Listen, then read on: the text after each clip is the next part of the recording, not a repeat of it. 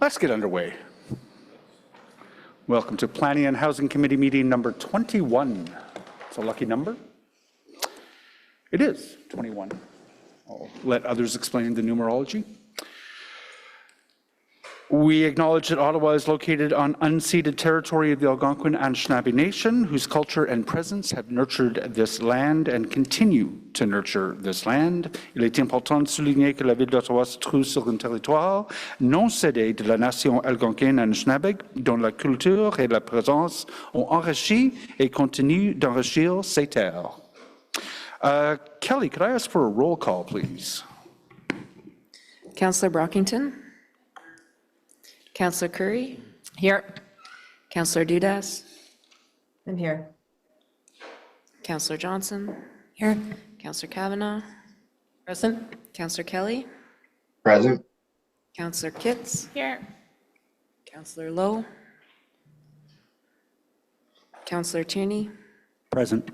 Councillor Troster? Here. Vice Chair Gower? Here. Chair, you have quorum. Thank you. This is a public meeting to consider the proposed comprehensive official plan and zoning bylaw amendments listed as items 7.1 to 7.3 on today's agenda. For the items just mentioned, only those who make oral submissions today or written submissions before the amendments are adopted may appeal the matter to the Ontario Land Tribunal.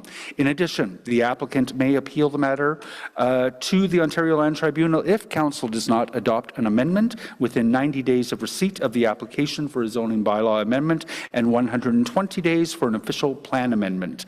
To submit written comments on these amendments prior to their consideration by City Council on February 7th, 2024, please email or call the committee or council coordinator. No declarations of interest were filed today. Are there any? See none. Confirmation of minutes. Are the minutes of the Planning and Housing Committee meeting 20 confirmed? Thank you. Responses to inquiries. We've received a response to the inquiry. Does the city have a 15-year land supply to meet housing targets? On to the substantive agenda. We're going to receive a presentation this morning. I'm very excited about this on the 3D digital twin project. I hope people look forward to that. Postponements and deferrals. The motion, item 6.1 by Vice Chair Gower with respect to 1835 Stittsville Main Street. Vice Chair Gower, did you have? Yes, I'm going to withdraw that motion for now. There was a very productive meeting between the parties and staff, and they are working on a potential solution. So it may come back at a later date in a different form, but for now, I'm happy to withdraw it. Thank you. Thank you very much, Vice Chair. Item 7.1 is with respect to the zoning bylaw amendment for 780 Baseline Road. We are obviously going to hold that one.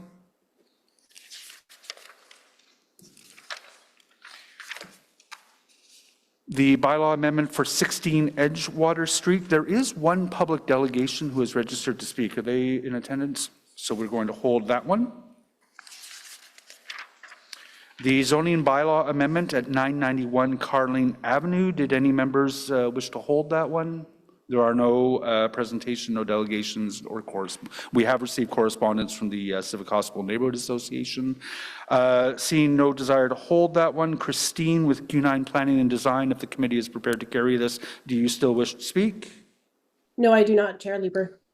Thank you, Christine. Is that item carried? Thank you. The Omnibus amendments, Q1 2024. We don't have a presentation on that, no delegations, and we haven't received correspondence. Did any members wish to hold that one? Nope. Is that item carried? Carried, thank you.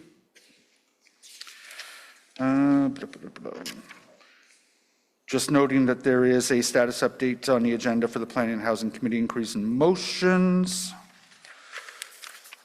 And we'll get to the rest of it later. So let's go back to the top of the agenda with our first item on the agenda, the 3D digital twin project.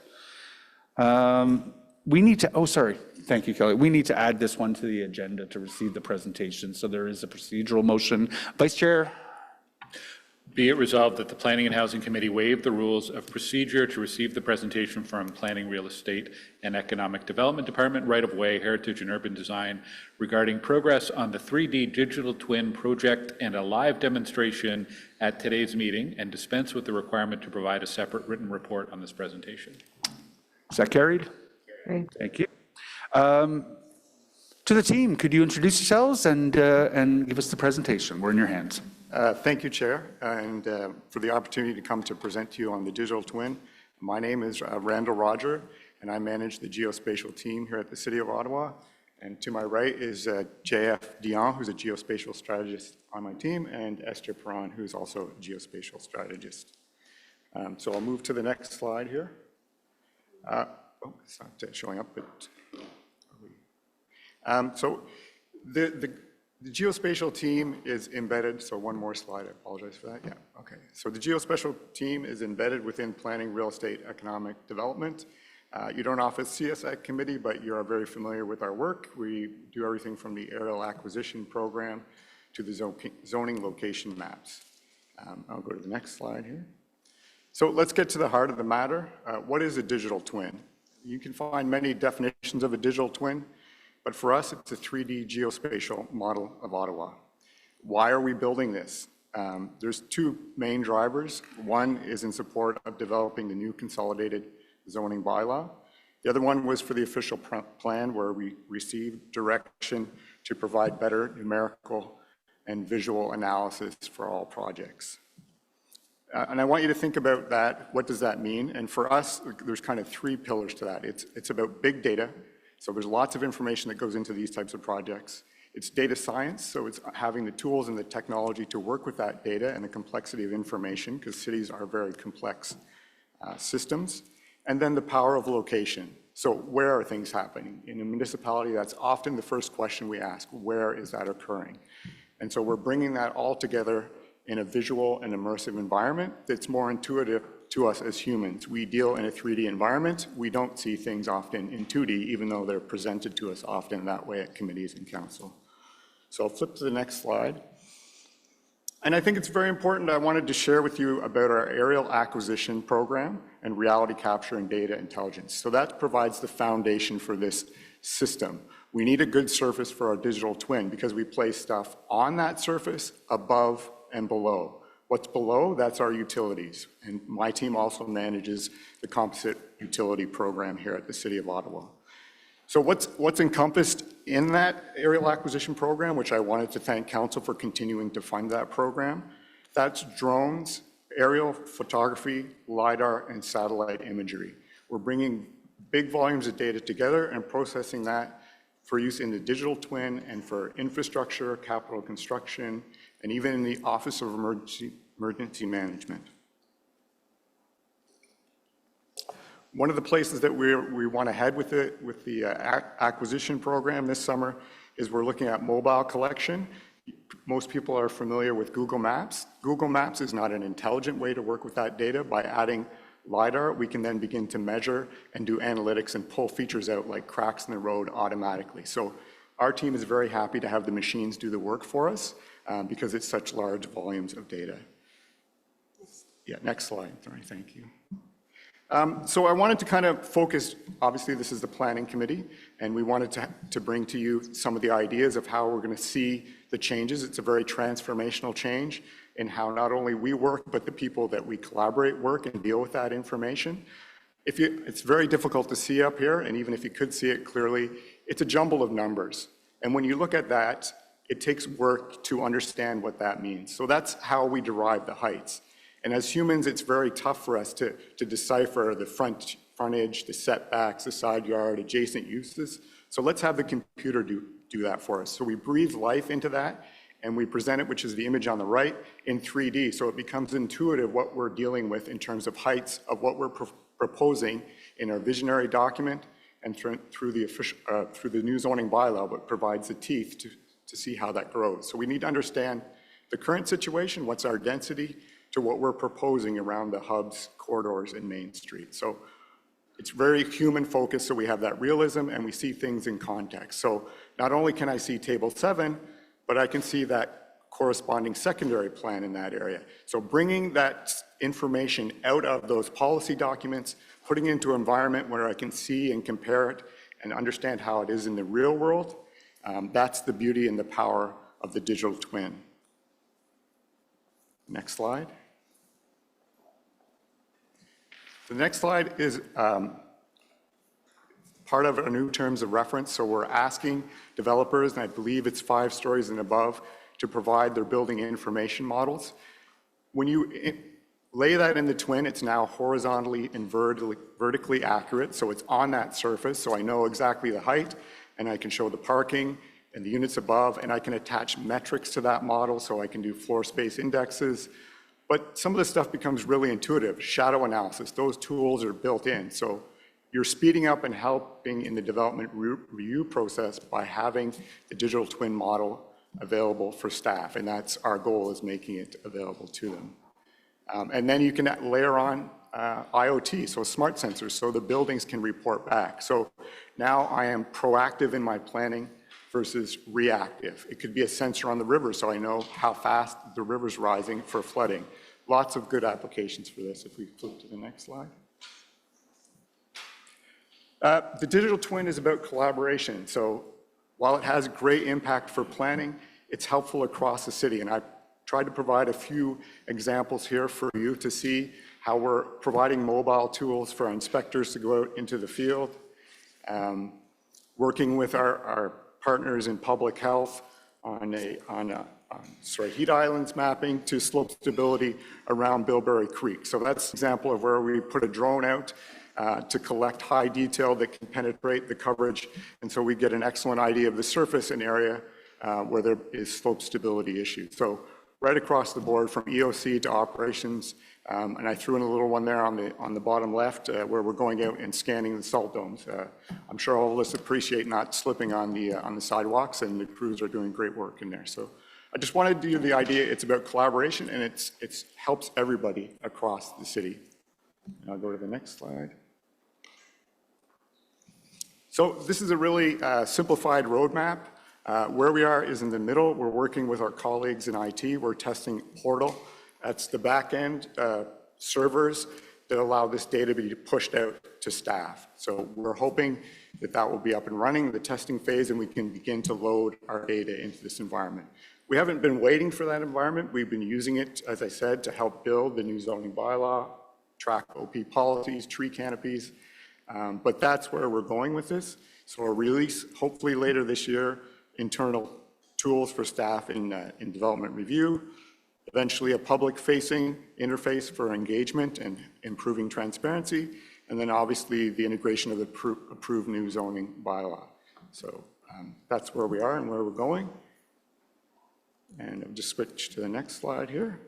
So I just wanted to, before I pass things over to my colleague JF, I just wanted to just briefly mention that if we had some virtual reality headsets, I could put you into this 3D environment now. We have that capability and it's fully supported here.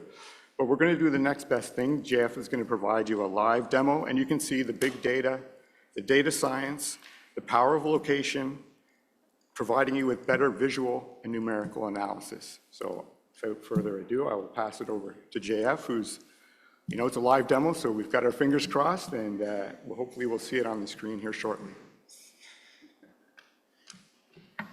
Thank you, Randall.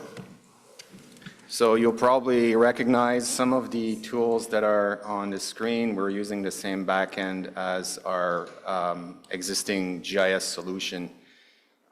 This is a full 3D immersive visualization of our city.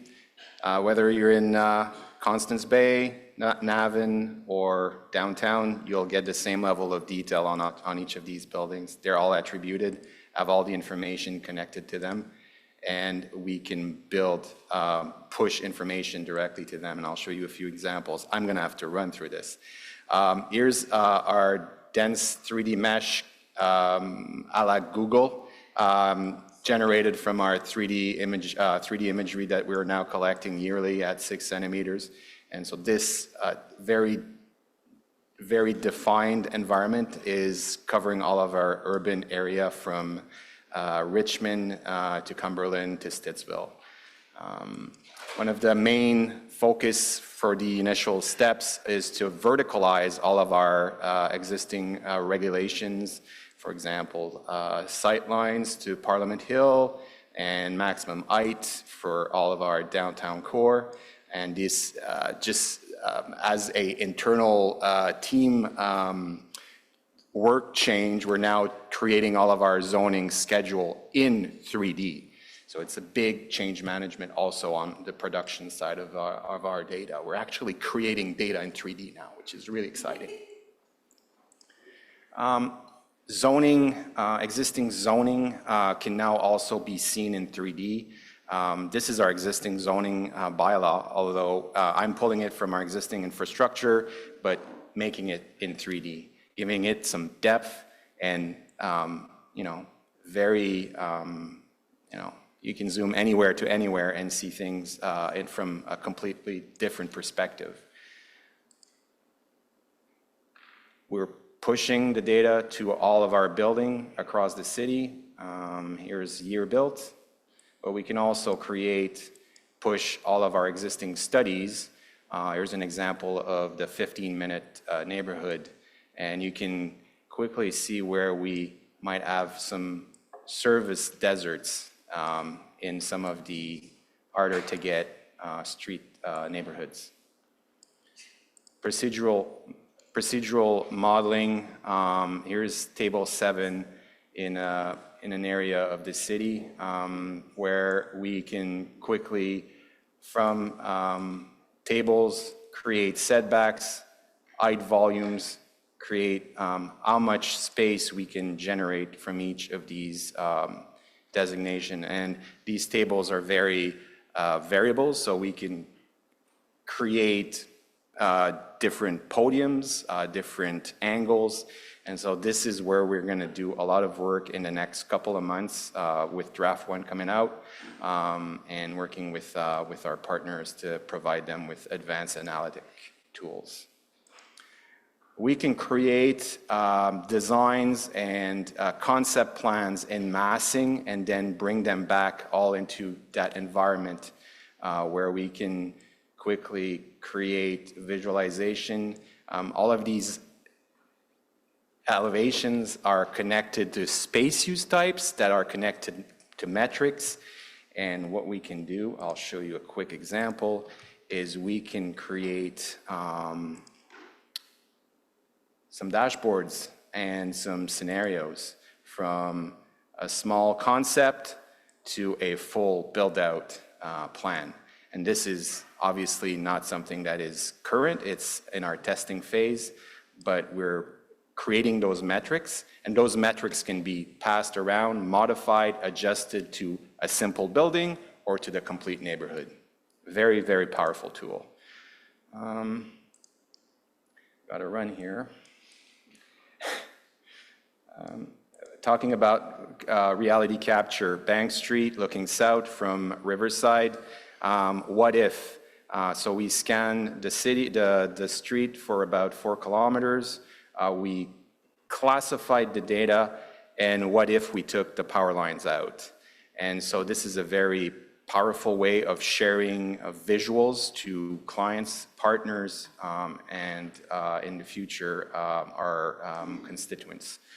But also what we can do with that data collection is classify and extract assets and then start be able to inspect, calculate distances, clearances, offsets, in our right of way and do the work from our desktop, which also is a great for carbon emission control.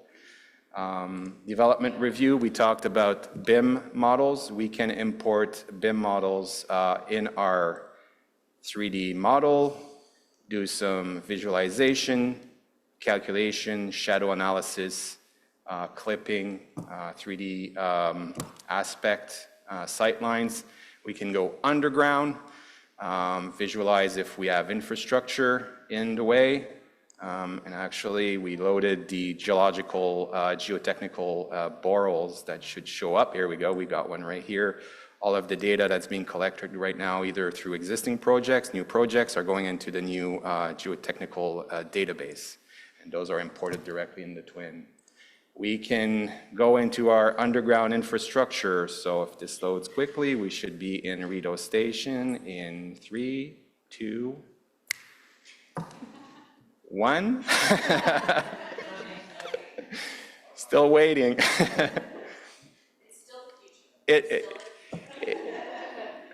I'll just pass this one, I guess. Okay, let's try again. I knew there would be a hiccup. Yeah, so sorry about that. It just won't show up today. All right. So this is it. You know, be able to see the city at scale from every location. You know, it will over the years it'll become a better, powerful tool. We're working on getting better data, creating better data, so we're going as high resolution as possible. Super excited. We've been showing this to a lot of people, and we're getting a lot of praise. So thank you for your time.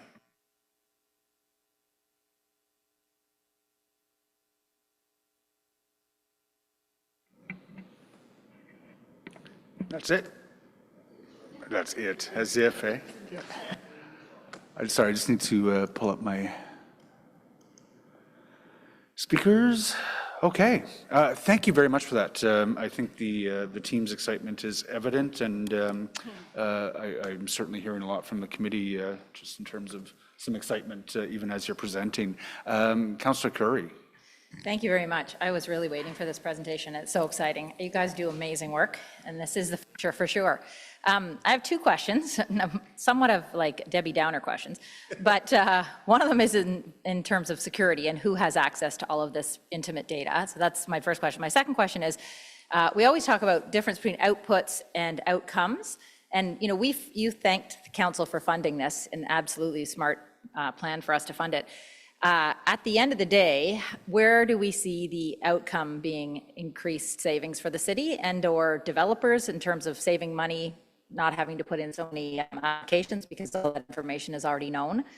And I mean, the third question to that is, how closely do you work with the economic development staff in terms of translating the possibilities here into real dollars? Okay, so I'll answer, Chair, thank you, sorry for that. So security is definitely a concern with this information. And so we were showing you a test environment. So it will be internal only, and that's what's being developed, a portal. And always, you look at the data sets that you have, and we've been dealing with data for many, many years, myself over 30 years here at the city. And so it depends on your job, what information you can see, and you have the information access. So that could be TerraNet, which there's data agreements in place, assessment information. So that stuff wouldn't be going out to the public, but there is information that's now available public, like they're submitting the plans, right, for development. So we would follow those rules, and that can always be revisited based on the direction that we receive from council and others. So security is obviously part of that build out. Did you want to, sorry, David might want. Yeah, Chair, I also want to point out just the fundamental paradigm shift this is going to do for policy, regulation, scenario development, and development planning as we go forward. And that has huge ramifications for how we develop policy. Think about if we'd had this tool during the official plan and the ability to work through and really understand what these policies mean when you see them actually implemented and actually on the ground, and be able to communicate that back to the public and also to yourselves to understand as we flow these things through. So that's very powerful in itself in speeding up that communications process. The big thing that we're doing with Randall's team, which is very exciting, is we are taking that huge cumbersome zoning bylaw, which is handwritten and really tends to be interpreted by hand, and digitizing it, putting it into a code that our colleagues over in GATS can in fact actually turn into basically almost computer code. That in itself will dramatically increase the ability for people to understand what it is that can be done, what the art of the possible is that can be done on each of their development sites, That is also in turn how we move to the ability to do, say, e-permitting, things like that. Now that we have a digitized code, we have a digital twin, we can put those things together. It advances and unlocks a whole series of other opportunities that then flow from this. So it's a very exciting thing that we're working forward. In terms of those economic opportunities, Councillor, there are significant opportunities to dramatically speed up the ability for us to approve developments going forward, to be able to realize and understand what a new application coming in might look like, so we can work more quickly with that applicant to get them moving forward to something that's going to be approved faster, and also just to be able to test and understand various scenarios as they go forward. So, you know, looking forward, this is one of those foundational things, and we're going to see what gets built on top of it afterwards over the coming years. But we are very excited in policy and planning about this. Thank you very much for that. Thank you, Mr. Chair. I mean, these things are always hard to estimate, right? So no one's here saying, oh, well, actually, this is going to save us $50 million. There's no number attached to this, right? There's the assumption that this will save us money. I think it will. I think it'll be fascinating to see how we're going to track to see what it does for us. You know, time is money. So if it saves a ton of time, then that's time. Does it save any positions? Does it save any need for a particular department? And not at all looking for job cuts. I'm just saying, how can we transition some people maybe over into other areas because there's less time required over here, retrain people for more work on digital twinning, if it's not necessary to be looking at the paper documents all the time. You know, so it'll be interesting to see how we track the benefits of this. And I'm not only looking for the financial ones. It's just that when you're on this working group, every single time a report comes to committee, you think about that, you know? So anyway, thank you very much. All very exciting. Thank you very much for the presentation. Merci beaucoup à Jean-François qui Anybody? On mute? Just speak around. It doesn't matter. Just hit me too. Oh, it was me. Oh, yours. Again. Thank you. Okay, perfect. I wished it was someone else, but it was just me. So yes, so thank you very much for the presentation et merci à Jean-François qui vit à la Quartier Collège. Alors, ça me fait plaisir encore. Ça me fait souvenir d'un organisme qui s'appelait Milieu, qui étaient des gens en Ottawa, des jeunes dans 2017 qui ont prévu cette opportunité. And they did some work with the City of Guelph and others to try and use digital tools for public engagement on development files. And I am really curious to understand the intersection between this digital twinning service and what is now DevApps. You'll see I have an inquiry today asking about how we currently use our public notification system, which I think, as Councillor Curry is describing, or where she's curious, the public notification system as it exists is very manual. And so we may see an opportunity here to create new engagement strategies around development applications. Can you comment on some of the opportunities that you foresee for the public to interact with this tool on development applications, please? Yeah, so the digital twin has the ability to be published public, and obviously, thank you, Chair. We need to ensure what information is going out and have that approval to do so. But this is a visual environment. The plans and information could be shared out so they can see the model, they could see it in context. If you think of the tool of Ottawa, which is, it's not as an intelligent an environment as this, but if we were to publish out the twin, you could see that building model as an example in context of the surrounding area. The tools are built in to do shadow analysis so you could see the impact for yourself. And we don't know what's of most important to each individual. We have general ideas, but they can cater their experience to better understand how that project impacts them on a personal level, which is also important. The economics as well, we can provide some metrics. That all needs to be sorted out. There's obviously the challenge of AODA, so it's difficult to get information out when it's a 2D map. What are the challenges when we're trying to provide a 3D map? But this environment is built for sharing and collaboration. And we're already leveraging open data right now, so we're pushing out a simplified version of all those buildings and our surface for developers to do their designs in context, so they can begin working in that environment to provide a better product when they come into planning. So they've already done some of that work themselves. Thank you for that. I'll look forward to hearing the evolution of that. I'm sure there will be many people that would love to get their fingers on this and help you beta test it, right? I'm sure you'll have no shortage of nerds that are interested in it, including all the nerds sitting at this table, and you guys too. So I think my follow-up question might be, how will this help us to, I think one of the challenges right now when we're planning our city is the ward definitions. So if I think of Maryvale Road at Clyde, or Clyde and Maitland, or however you want to categorize that intersection, we actually have 3 councillors that live on that intersection. And so when we see planning applications, we actually see them somewhat independently. But now I think there's, over 15 planned major sites between our 3 wards concentrated around this intersection. Would there be an opportunity with this tool to level up the boundaries by which people can participate, to map out not maybe ward-based, but some kind of user experience of land mass? Like, the people that drive down Maryvale Road are not necessarily thinking about, oh, if I've got an issue on this side, I got to call Councillor Devine, this side Councillor Brockington, or this side Councillor Johnson. But we unfortunately ask them then to do that. Could we imagine, an extra layer to this where we're asking for feedback on different neighborhoods or? Chair, when we decided to go on this adventure of building the digital twin, we didn't segment things on wards. It's a citywide project, and that's always how we want to keep it going.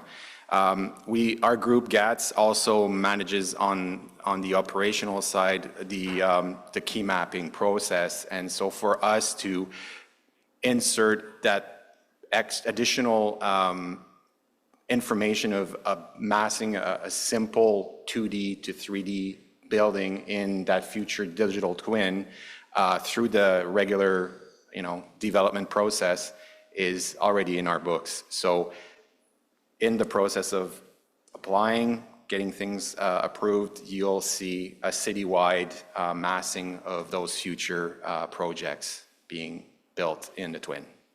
I'm really looking forward to that holistic approach of land use planning. So thank you for all your hard work.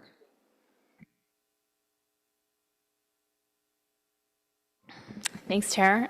Congratulations. This looks like a tremendous amount of work. I think we're all really excited about it. And this is relatively new technology for Canadian municipalities. Is that correct? I think Toronto may have also created a twin, but we're leaders in this space, right? Sure, yes, we're definitely leaders in this space. We were very privileged to win an international award from Esri, a special achievement in GIS. And we also received the City Manager's Award of Distinction. And probably almost every week or month, we get municipalities inviting us out to come and share our experience and how we did this build out. So yeah, it's very exciting. Well, I'm so glad I asked that question because I think you deserve a lot of kudos. That's excellent work, and I'm glad that's out there. Congratulations again. I think the public engagement opportunities are really exciting.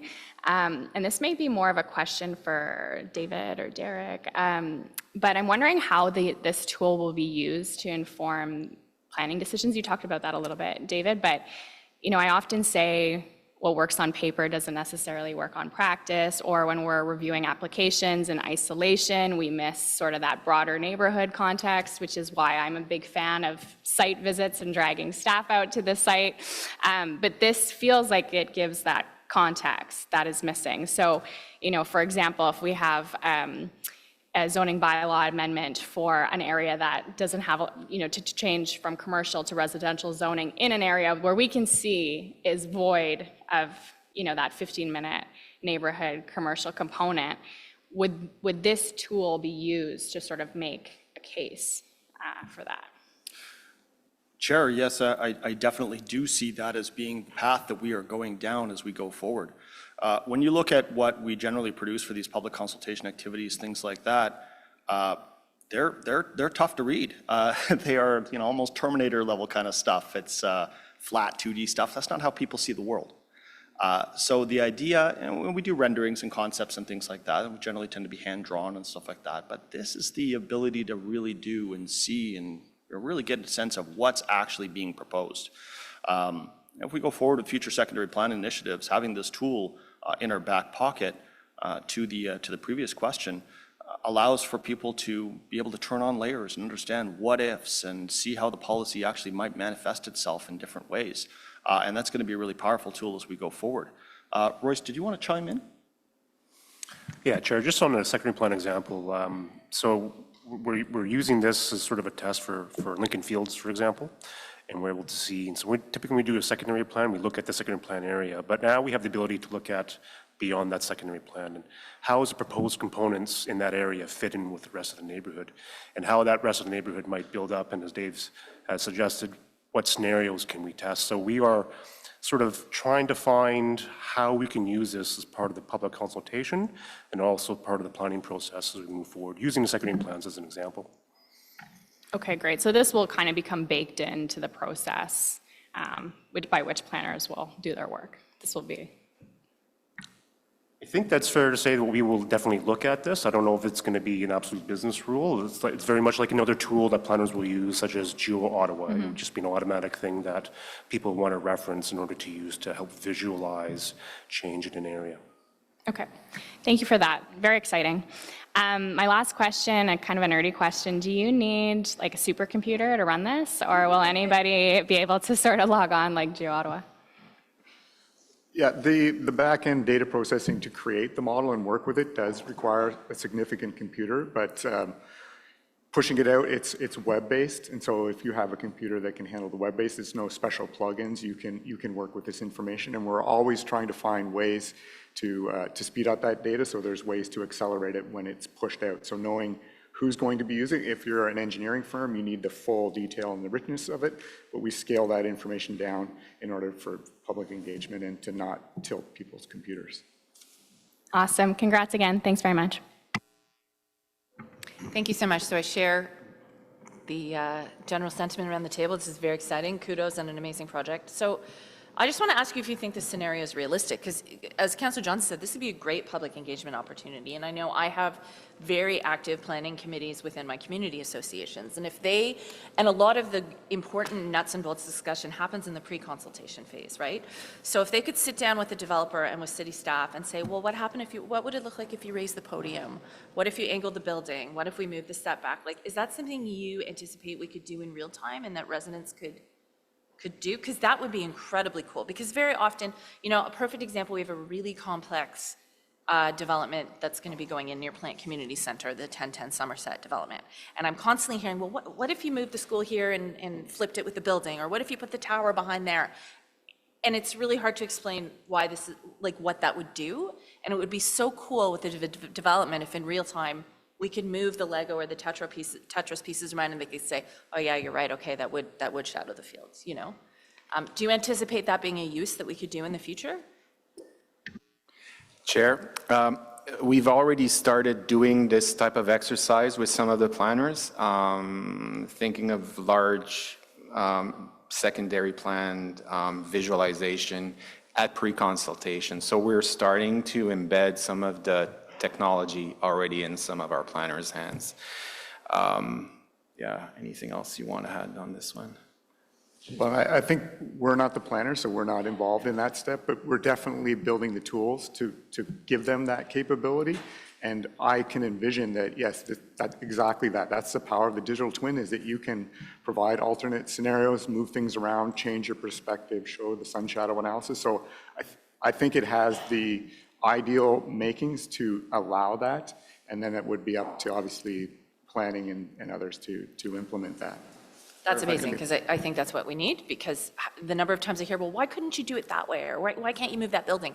And if you can literally do it in the digital twin and see, then the road can't access the building. Like, it's just so real for people. So anyway, very excited about the potential for this. Thanks. Chair, if I could just chime in real quickly. Of course, the digital twin would be to supplement the professional expertise of the team, and also, of course, with respect and it would have to be with the concurrence, of course, of the applicant's team, the developers, the architects and engineers would have to be involved. But certainly, we could see it as an opportunity for them to be working on some charrettes, some idea scenarios with the neighborhood going forward, with the understanding of all of the other pieces that are involved in a development application.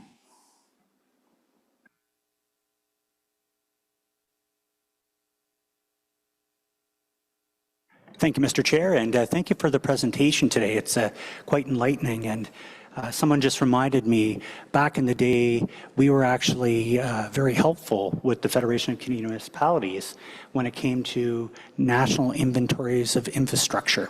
And this was quite a while ago, and it was actually Alain Gauthier and the group here at the city that actually assisted in that. And I see this as the next evolution, is where we're a leader as a municipality, and having that ability to present to the federal body would be great when it's big tested and we're ready to roll. I think we want to show that leadership. I'm also very proud to see ArcGIS and Ezra gold standards when it comes to presentation layers, be able to retrieve those data sets and mash them in. There's no, that's the gold, is to be able to layer those data, to be able to capture the data and to present it that way. It takes a lot of energy, as mentioned, but it takes a lot of thought about how you layer. We have no custom code, but we do have connections, and we're using proven technology. We've gone down the road in the past where you try to just do a custom code and it's not to a standard and we get lost in the forest. But this product here is a very good product. Would I be correct in that assumption?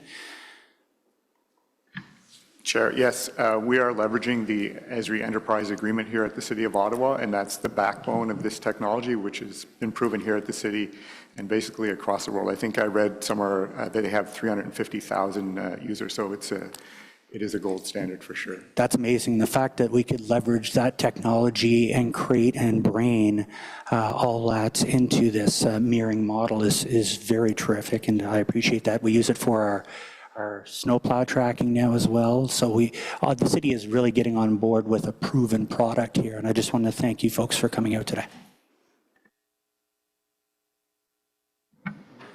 Thank you, Chair. Thank you very much for the presentation. Lots of fun. It reminds me of SimCity, where my kids used to play, and I'm just waiting for Godzilla to come along and squish the buildings. Yeah, no, that's great. I'm wondering about the inputting and how it's done, because right now it seems like it's really tricky, and I'm thinking in terms of utilities under the ground, that there are just so many, and it doesn't seem to be well tracked at the moment. How are you inputting that information? So we did a proof of, sorry, Chair, we did a proof of concept using our stormwater and water network, so that was the green piping. My team that manages the central register, which is all the composite utility drawings, that stuff is collected in 2D, and often the 3D, the elevation or the depth, is not attached to that. So that's one of our challenges, to clean up that data set. But we do have that information. It's being published into Ottawa now, so we can take that existing published service, which means the data is like an electrical outlet. The data's there. We're just going to basically plug the digital twin into that, and that information then becomes available in the twin. So then you can see all the underground utilities. That's on our roadmap. There's cleanup that needs to be done. And it's the concept of now where we're putting mobile tools in the hands of others. So we're reaching out to our partners in other teams who are going out with accurate devices to collect, the location of hydrants and meters, and so upgrading that information in the field rather than hiring extra staff to go and do that. It's part of their job to do that pickup. It sounds like it's going to be a lengthy process to get that done, because it's not just water, it's hydro, it's all kinds of things. I had 2 instances where projects were delayed and changed because they didn't know about utilities under the ground, major projects. So I'm hoping, I'm really hoping that this won't happen in the future, i.e. we'll save money and time. One was a bridge that had to be redesigned because they didn't realize there was a utility where they were going to land the bridge. And the other was a sidewalk where they didn't realize there was utilities, so they couldn't build a sidewalk there. I'm hoping you can tell me that that won't happen in the future, because it's a waste of time and it's a waste of money. Chair, yes. I get definitely a goal of this project is that you have all that information home run into one spot, so you're not digging for paper files or looking at other locations, that information is all here and part of the twin. And as I mentioned, it's the surface, things above, and below. And that's our goal, to have that information there and available so you don't miss anything. But there is a ton of information to deal with. So yeah, that would be definitely a goal for this project, is that we don't run into those situations, for sure. That'd be great. Yeah, no, that it was real-time issues. I'm also asking about transportation and how that's integrated in. I mean, even OC Transpo perhaps could make use of this? Chair, yes, we've already started doing some work with OC Transpo, one of which is really a fun project. We took some scanners and drones, and we digitized all the bus models in 3D.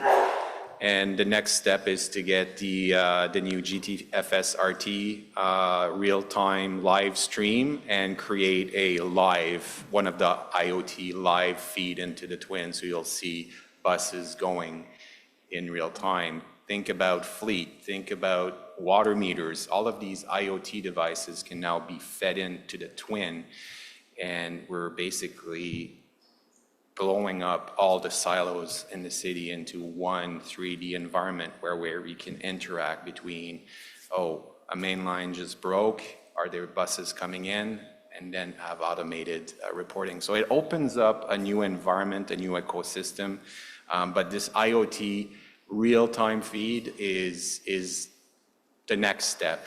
And to answer your question from another past question, this is a long life project. It will never end. The digital twin is the new interface for mapping. We're still pulling all of the existing geospatial data that's stored into the Esri platform, but we're making it live and visually interactive in 3D and 4D, right? I didn't show you any of the sun moving around, and there's a lot of applications that are still to be shown on this tool.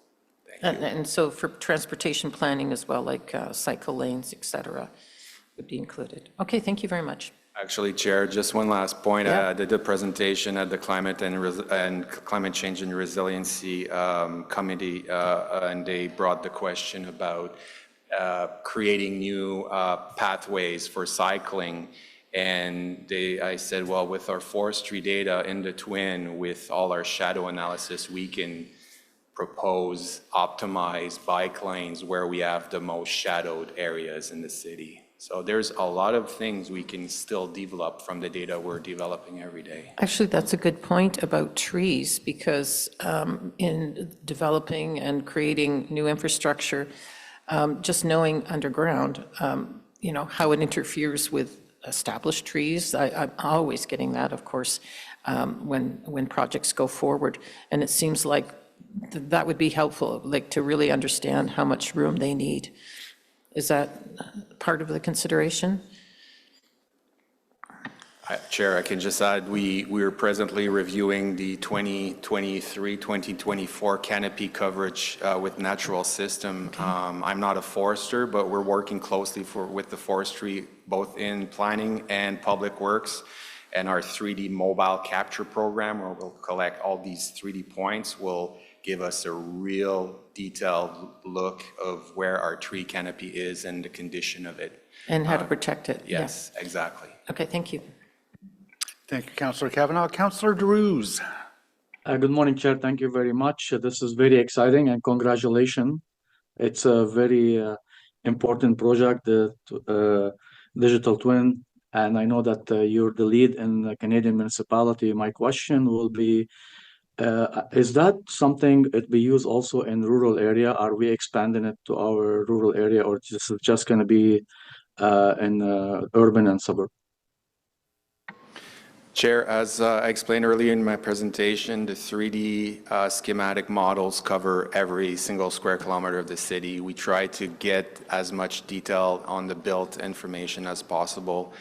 Although, obviously, the aerial capture program that was revisited this year will have yearly collection of the high-resolution imagery across the urban, and still some high-resolution yearly. So you'll get, even in rural areas, a benefit of this revised acquisition program. In areas where there are special interests, we can acquire more data and create those localized 3D models very specifically. The mobile capture program will cover every kilometer, or we hope will cover every kilometer, although this year we're just planning to do the urban area. Next year we'll want to plan to do all of the suburban and rural areas. So it will come in time. Every area of the city will be covered. Yeah, no, thank you. I really appreciate it because it will help with our secondary plan and planning in the rural villages, of course. But also, I want to capture that we also have a lots of municipal drain, and it's good to have a view on them. So we don't, sometimes there is a lots of imaging will be able to help us from a mapping perspective to see if there is blockage or anything. So that's basically why I'm just trying to highlight that. But thank you very much. I'm really excited about that, and I appreciate all the work has been done. Thank you, Mr. Chair. Thank you, Councillor Deleuze, and thank you for joining us today. I don't see any other questions from members. If I may just pose one of my own, the emphasis in the presentation was on structures, so building heights and building envelopes. You showed some road widths, some right-of-ways. Are those as flexibly modeled in the digital twin as buildings? So can you take roads and show widths with lanes, or is that down the road? Our acquisition, Chair, sorry, our acquisition program also includes the mapping at 1,000 and 5,000 scale. Typically in our existing Ottawa services, we make use of center lines. The digital twin will make full use of the exact right-of-way from sidewalk or curb to curb, including the 3D data. So to answer another question, for example, streams and waterways, those have typically been done in 2D. We're now going to verticalize those and create slopes and flow directions in the twin, and those will obviously go into our registry where we do have culverts, and yes, those will be all modeled in 3D from our central registry and our acquisition program. I was just going to add, yeah, you can provide alternate scenarios to the road, to the streetscape. We can scan existing items like benches and have photorealistic editions of what it would look like in the future based on what is being proposed to change in development. So that capability to see what was there in the past, so we could bring back past buildings that have been demolished, we could show the future, and then what we're planning out. And so anything that's there, we can recreate in a 3D model for what we're proposing, and also to track and predict as well as we move forward. So you could show a cycling lane on a street, a hypothetical cycling lane, and then demonstrate what the interaction would be with a sightline interference with a tree, for example. Exactly, a photorealistic edition of that, and we can, as I mentioned, you could put the virtual headset and we could place you on that street, so you could sit there and look and see exactly what that transformation would be that we're proposing to take place. How sophisticated do you intend the tools to be that would be made available to the general public? I think you have to, it's probably in phases. Even some of my staff were retraining to understand how to work in that environment. So you want to be easy enough to work with and intuitive. And I think we see that now. People are familiar with Google Maps, they're familiar with working in that environment. Not everybody, of course, but it's broadening. So the digital divide is reducing. So most people understand how to work with this, but you still need tools that are easy to manipulate. We have some AOD requirements, obviously, so keyboard controls, which are more difficult to program. Esther has been working diligently with Esri for them to find solutions that they can bring into our product, because we want it to be in the core solution, not us creating something and then having an update and it getting clobbered. So that's a real challenge. We want to make data available and usable to everyone. But that's a challenge in terms of AODA capabilities for everybody. Not everybody has the same understanding and ability, but yeah, want to make it simple and easy to use. I think that's part of, even for staff, is you can do the shadow analysis by literally just clicking a button and having it run through automatically for you. Fantastic. Okay. I don't see any other questions from members. Thank you very much for a fascinating presentation. We're all looking forward to seeing these tools employed, especially through the comprehensive zoning bylaw exercise, which is where I think it will be of immediate help to help residents understand how might their neighborhoods change and what might that look like. So definitely looking forward to the implementation of those tools. Thank you very much. Clerk, do we have to do anything with this? Nope, we just get to move on. We don't have to receive it. Amazing. Thank you. So we move on to the next item, 780 Baseline Road. Kelly Livingstone will give a brief presentation. There are some slides available. I haven't asked for a full presentation on this because I think we've all seen the proposal in previous iterations. Just in terms of how this will roll out, staff are going to give us an understanding of what has changed since we last looked at this and since we last directed staff to come forward with some recommendations, at which point we will move to the applicant, who will have the opportunity to make a presentation to us. There are delegations, 5 public delegations. The Experimental Farm Agriculture Canada has chosen not to present today, so we'll just hear from those 5. Before we move on to questions of staff and debate. Councillor Devine, sorry. Just in terms of making sure the applicant has an opportunity to think about the motions that you've got presented today, can I ask you, I know you've got motions, could I ask you to bring those forward today, right now at this point? Yes, technically, my colleague, Councillor Brockington, has motions. So yes, you definitely have permission. I assume Councillor Brockington is. I don't have a copy. Is it? I would leave. Yes. I have. Yeah. Yes. One of you needs to read it in. Absolutely. Yeah. I don't want to step on toes. Thank you, Chair. I will move on behalf of Councillor Devine the following to be part of the beginning of our debate this morning. So whereas the Councillor of Ward 9 and local neighboring Councillor Ward 16, the city, proponent, and Agriculture and Agri-Food Canada have been working together in good faith to find workable compromises around the height of the proposed buildings along Baseline Road. And whereas city staff, in response to those discussions, have now brought forward a revised recommendation suggesting the maximum podium height along Baseline Road be increased from 4 stories, or 16 meters, to 6 stories, 24 meters, while maintaining the maximum GFA of the 2 towers at 65,000 square meters. And whereas each additional floor of podium height on the baseline portion of the development will facilitate a reduction in baseline fronting tower heights. And whereas Baseline Road is a major transportation corridor, with development in this area only being possible on the south side of the road, and is sufficiently wide to accommodate taller than average podium heights.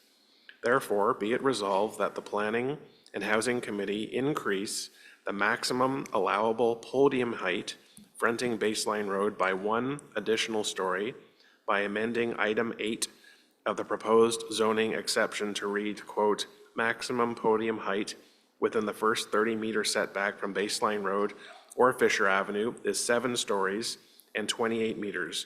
Otherwise, a maximum podium height of 4 stories and 16 meters applies to all lands located within Area A and B of Schedule YYY. Thank you, Chair. Thank you, Councillor Brockington. My understanding is that Councillor Devine will also be bringing forward a direction to staff, which they've indicated that they're willing to indicate. Let's get that on the table now, if we can, please.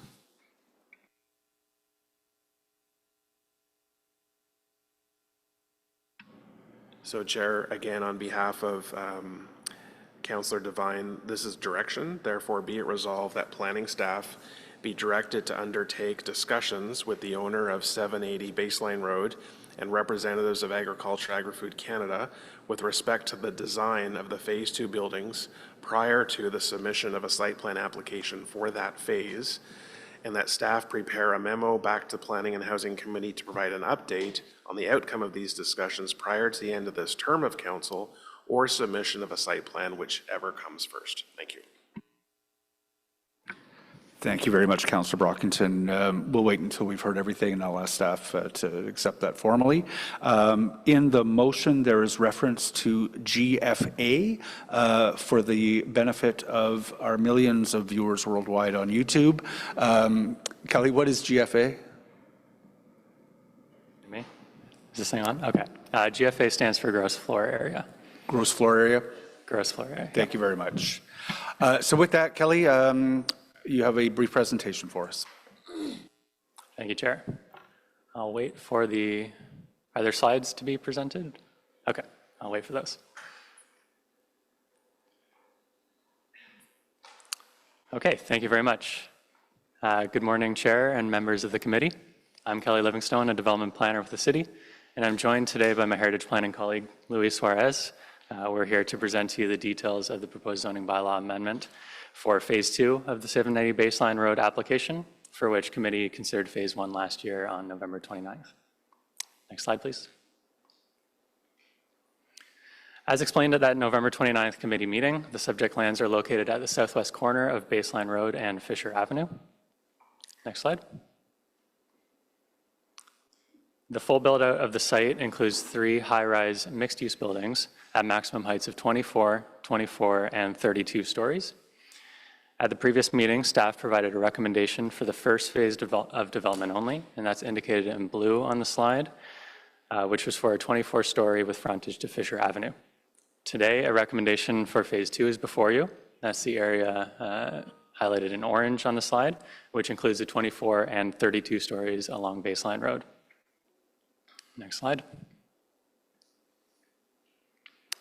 Just simply elevations are shown for the 2 towers on the slide. Next slide. And here's an image of the shadow study for the entire development for the September 21st test date from 8 a.m. to 6 p.m. Next slide.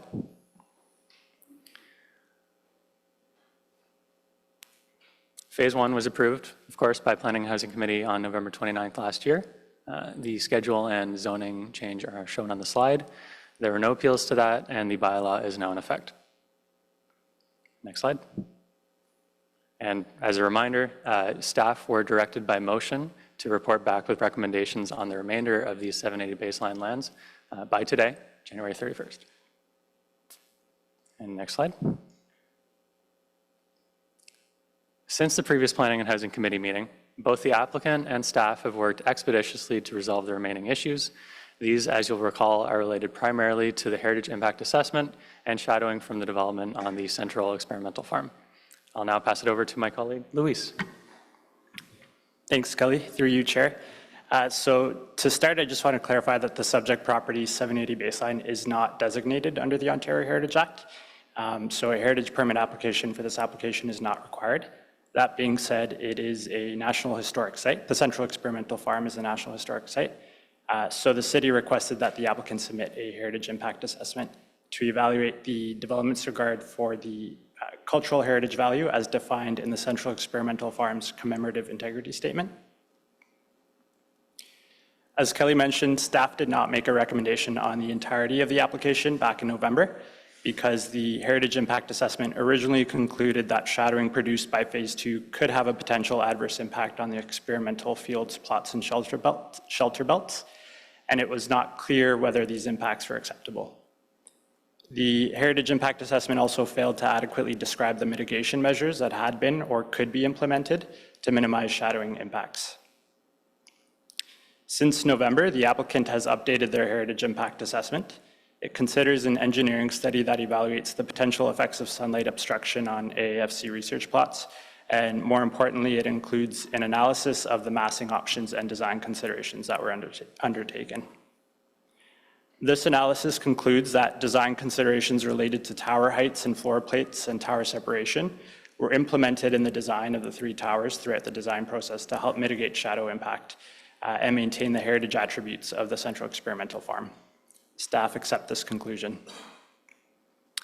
Lastly, Heritage Planning acknowledges that AAFC continues to have concerns about the shadow impacts on their specific research, and to that effect, Heritage Planning encourages the applicant to evaluate different massing options at the site plan stage to further limit shadowing on the central experimental farm while maintaining the proposed density. And we've worked with Development Review to help facilitate this, so I'll hand it over to Kelly to speak on it more. As Luis mentioned, the zoning bylaw amendment is somewhat unique, and it's written to provide flexibility in both the tower design and orientation at the site plan stage, with a maximum cap on the permitted density, gross floor area, on site. This will allow the applicant to consult and work with the AFC to further mitigate impacts, not only work with the AFC, but staff as well, to mitigate impacts of shadowing as the proposal further evolves. So with that, in conclusion, staff recommend that the phase 2 of the application be approved. Kelly, thank you very much. We'll move on to presentations and delegations. I'll give the opportunity first to the applicants, Miguel Tremblay with Voten, Joy Taberge Homes, and Scott Anay. No strangers to our committee.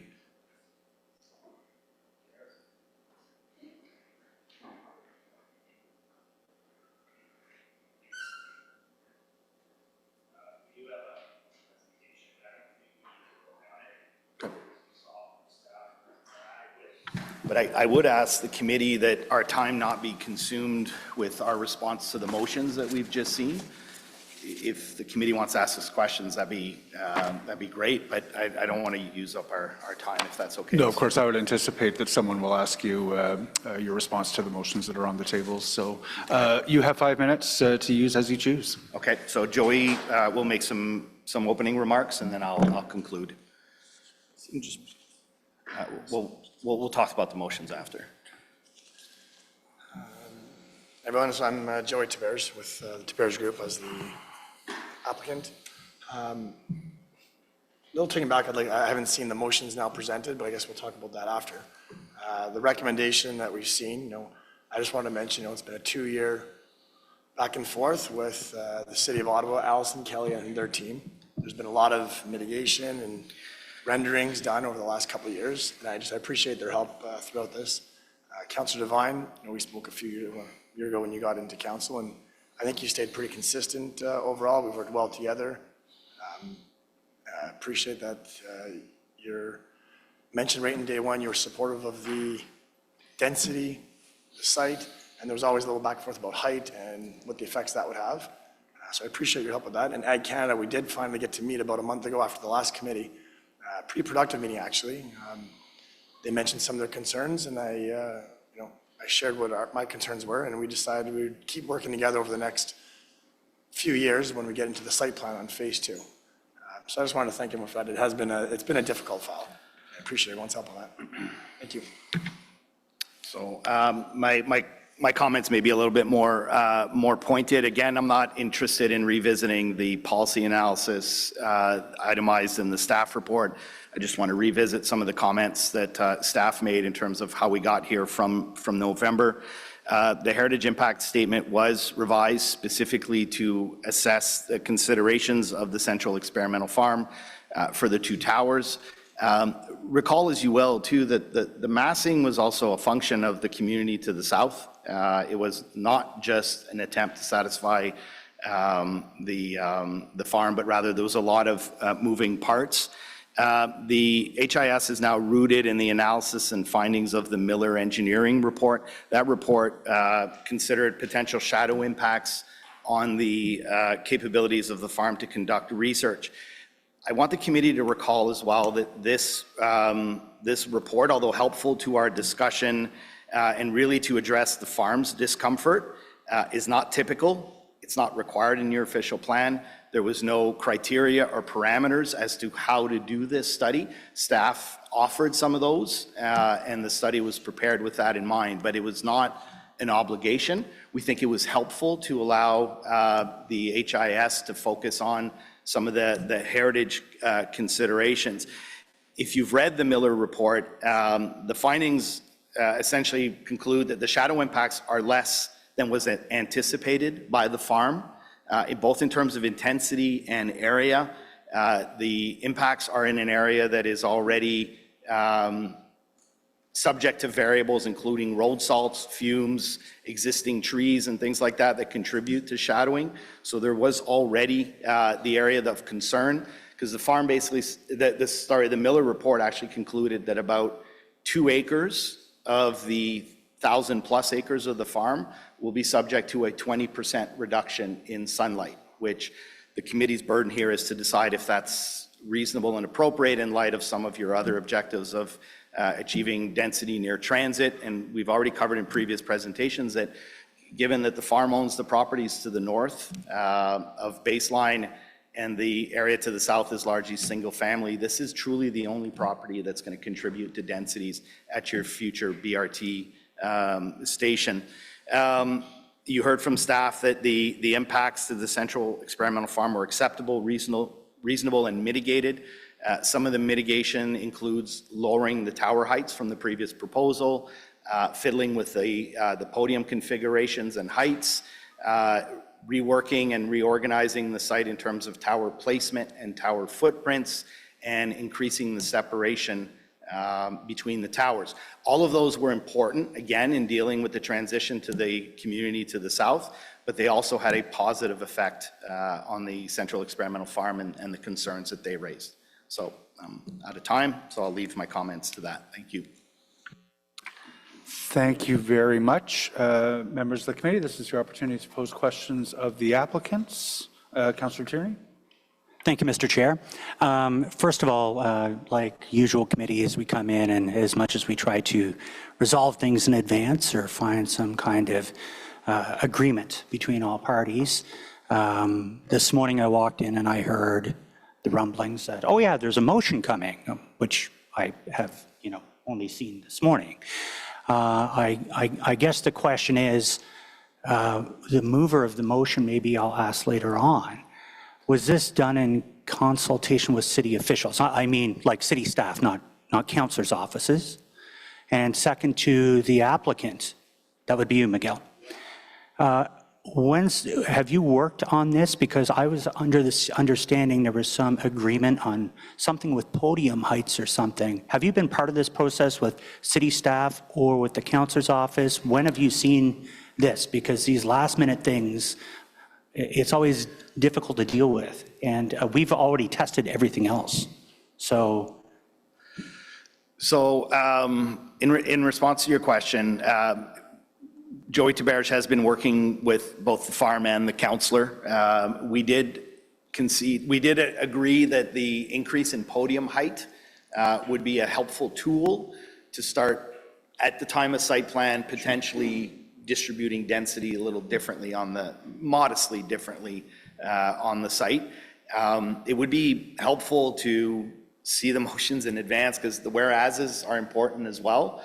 Because this whereas implies that inevitably, if there's an increase in podium height, there's a decrease in tower heights. That may not be the case. It may be that the massing is reshaped differently. Yeah. So I don't love the whereases. It's the therefore that matters. But I also don't want anybody to be misled relative to the outcome of those. Since my mic's already on, with respect to the second motion, I think the intent of the first motion is to provide some flexibility, and staff worked in some flexibility in the zoning as well. We don't see it necessary to come back to committee and advise where we're at. That's the point of the site plan application. Joey will continue to work with the farm and staff. Obviously, we do that regardless when we do a site plan application. I think it's an unnecessary step to come back and approve or seek additional direction from the committee when we will have a site plan application to massage the final outcome of the buildings. So I would discourage the committee from that motion. And that was my question. I mean, every time we throw in a new roadblock, we're delaying the building of new housing. And we already went through this last time. That's all defined already. We want to see housing built. We're creatures of the province, and they've told us they want it built. And now we have these last-minute motions that apparently the applicant never even heard about. So I'll wait for the debate and discussion how, and Councillor Brockington moving on behalf of Councillor Devine, what interactions have taken place, when they received a copy of the application, and I'll hold my decision till wrap up, but at this point, I just want to see housing built, and I think we've already gone through that. Thank you, Mr. Chair. Thank you. I'll interject after the other questions. Councillor Brockington. I'm not sure whether it's appropriate now for some of Councillor Tierney's questions to be addressed by the local councillor, or how do you want them? Yeah, so debate will happen after the presentations. If you have a question about how this has been framed for the applicant as to whether or not they agree with the framing of that, now is the time. Okay, fair enough. Thank you for being here. Appreciate it. Mr. Therberge described or commented that you and or your team had met with Agriculture, Agri-Food Canada after our last planning committee when we dealt with Tower 1. Can you just describe what, in essence, that conversation entailed? What did you discuss? What was decided? What happened? I'll take this. Yeah, it was a productive meeting. You know, it would have been good to have met with them years before, but it was a productive meeting. I think it was in December. And they were just hoping to have an open dialogue over the next few years. There was 4 members of Ag Canada at this meeting, and it had a good outcome. I said, I'll keep them privy to any site plan applications that come onto phase 2 and 3, the next 2 towers. I said, I'm open to giving dialogue, any mutually beneficial outcomes, I'm open to. I've had numerous discussions with Councillor Devine on what they could look like. But I was clear, you know, I saw Councillor Devine's notes in the recommendation, and I just wanted to be clear, like, I'm not there to compromise with them or give them anything. I'm there to just see if there's a mutually beneficial plan. I don't know, can we see your second motion? I haven't seen that second motion yet. Sorry, there's a direction that has been proposed for staff. I haven't yet asked staff whether they'll take that or not, but the... Thank you. Yeah, so the applicant is getting a copy. Take a moment, read that, and if you have a reaction to that, I'm sure the committee would be interested in hearing that. Appreciate that. So, Chair, I'll just continue with my question. So the city planner received a letter in October from Agriculture, Agri-Food Canada, and they say in their letter that the proposed development raises serious concerns for Agriculture and Agri-Food Canada with regards to risks to our agriculture, science integrity, and impacts to our best research fields. The revised design will continue to pose significant impacts risks to the central experimental farm. And they go into great detail. They raise about a dozen points.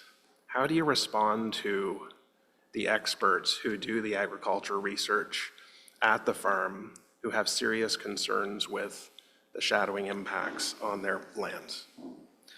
Well, so I think the first part of the answer is with experts. So Joey Taberge found a consultant, an engineering consultant out of Ann Arbor, Michigan, fairly accomplished, to put a little bit of context to the farm's comments. And normally when the city receives evidence or the OLT receives evidence, it's impartial, not from the applicant or the proponent. So this is typical to have a competing report. The report concludes that despite the concerns raised by the farm, and they're legitimate concerns, and that's why we're here, but they are not as severe as implied. And I'm not a subject matter expert, but I will refer you back to the report where it concludes that the shadowing impacts are not as impactful, and certainly to a much more narrow area, approximately 2 acres, if I'm referring you to page 9 of the report, 2 acres of 1,000.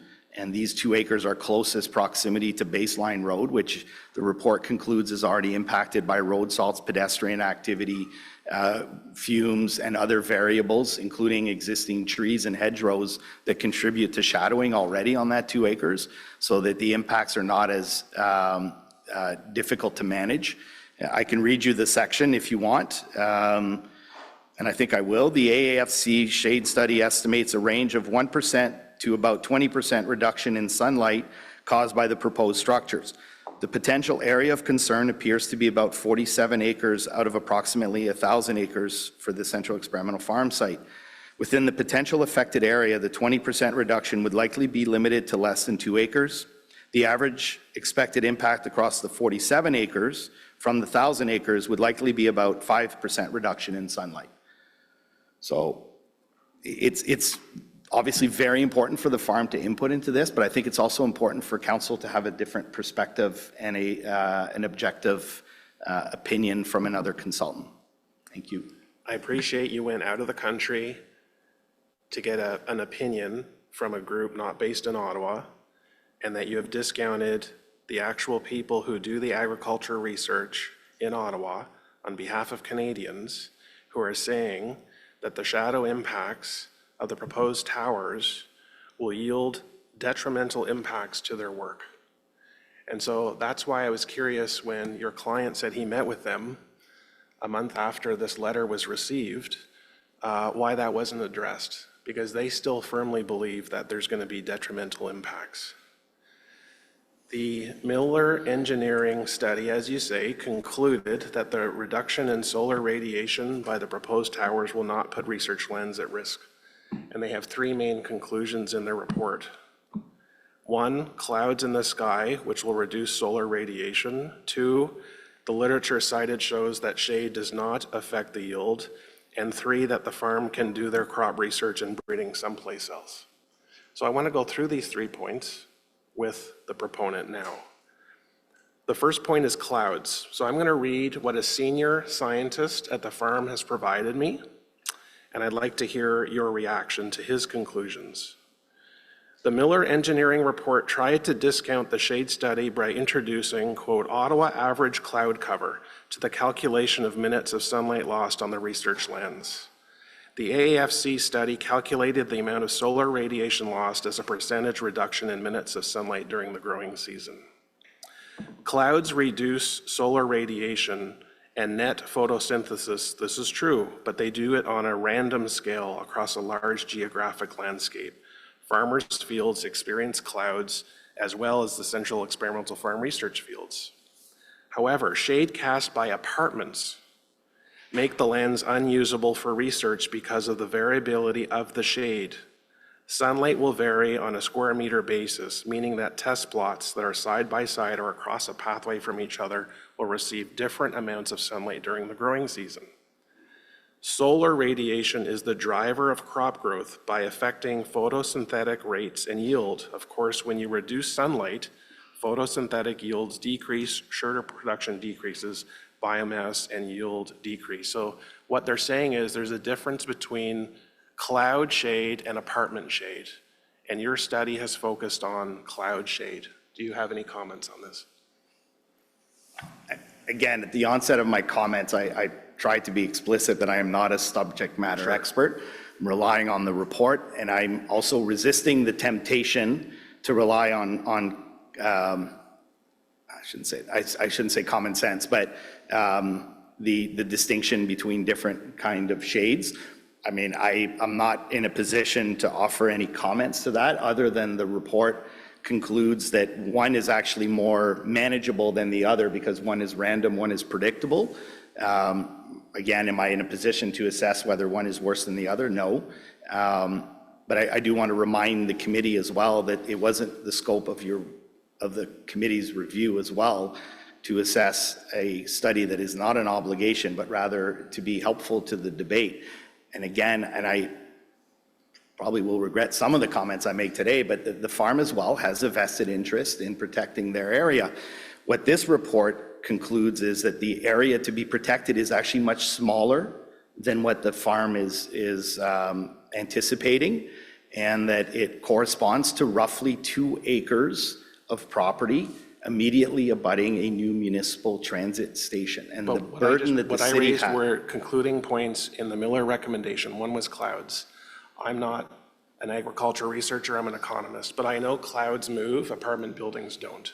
Cloud shade will vary over time. And so what the experts at the farm are saying is that one of the major conclusions of your report that you've paid for internationally is incorrect. So I wanted to hear your response to that. So Chair, you're telling me I have time. I have more questions, so should we go to other speakers and come back?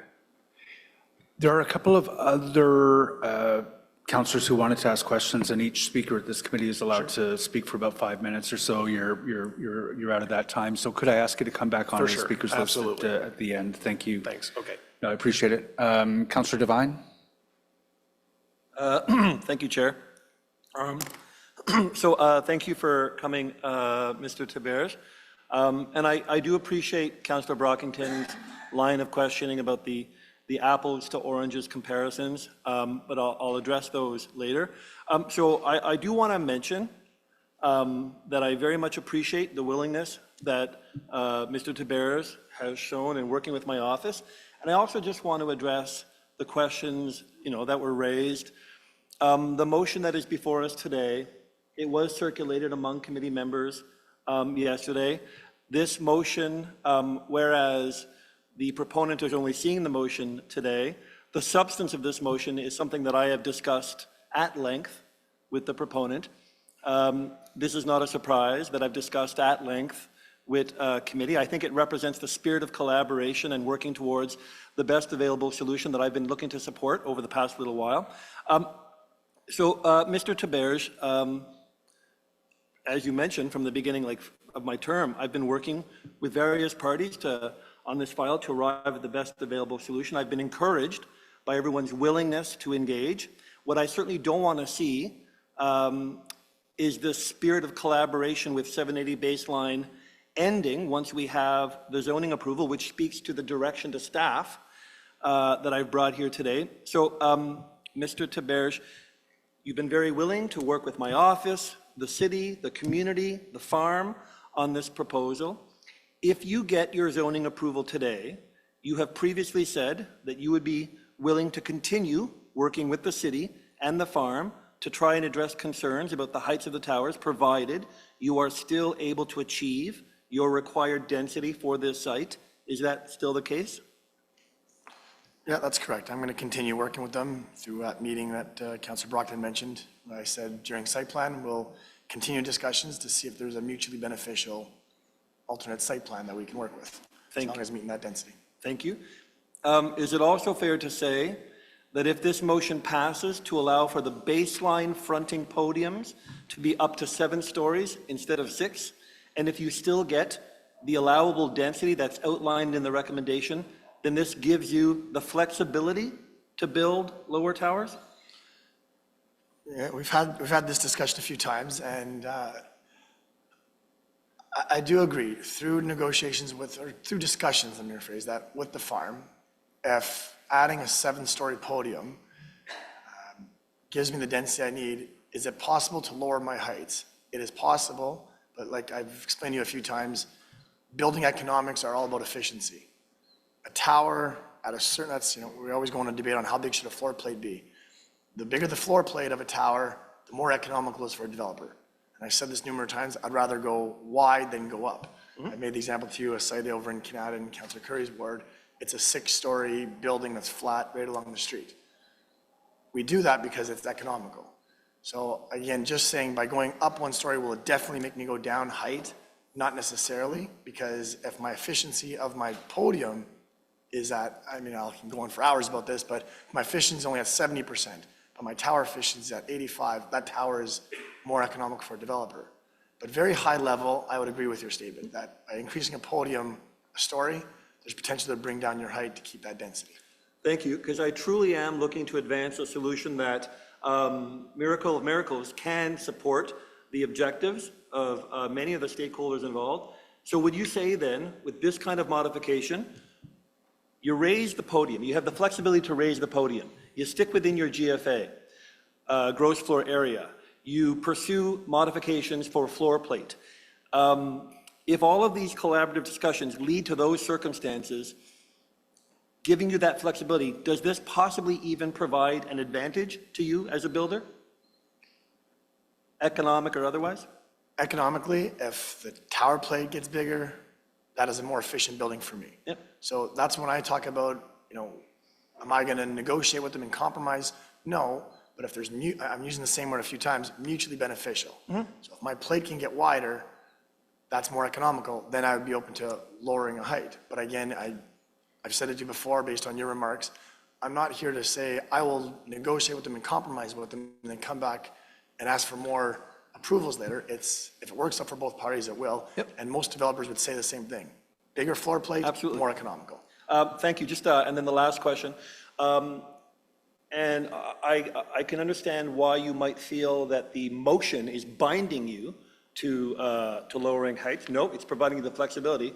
So generally, I want to ask, are you in support of the motion and the direction? And specifically, more to that, would you see, because I do not, but would you see the approval of this motion and the approval of the direction, which is basically to foster a spirit of collaborative discussion, do you see this as a way of delaying the construction of your projects? Because I see this as granting you a path to move forward and just flexibility. Do you see this as a delay of building? I always hate when people at this table go and start talking amongst themselves. So I'm talking, it's just me talking here. I don't have my lawyer with me here.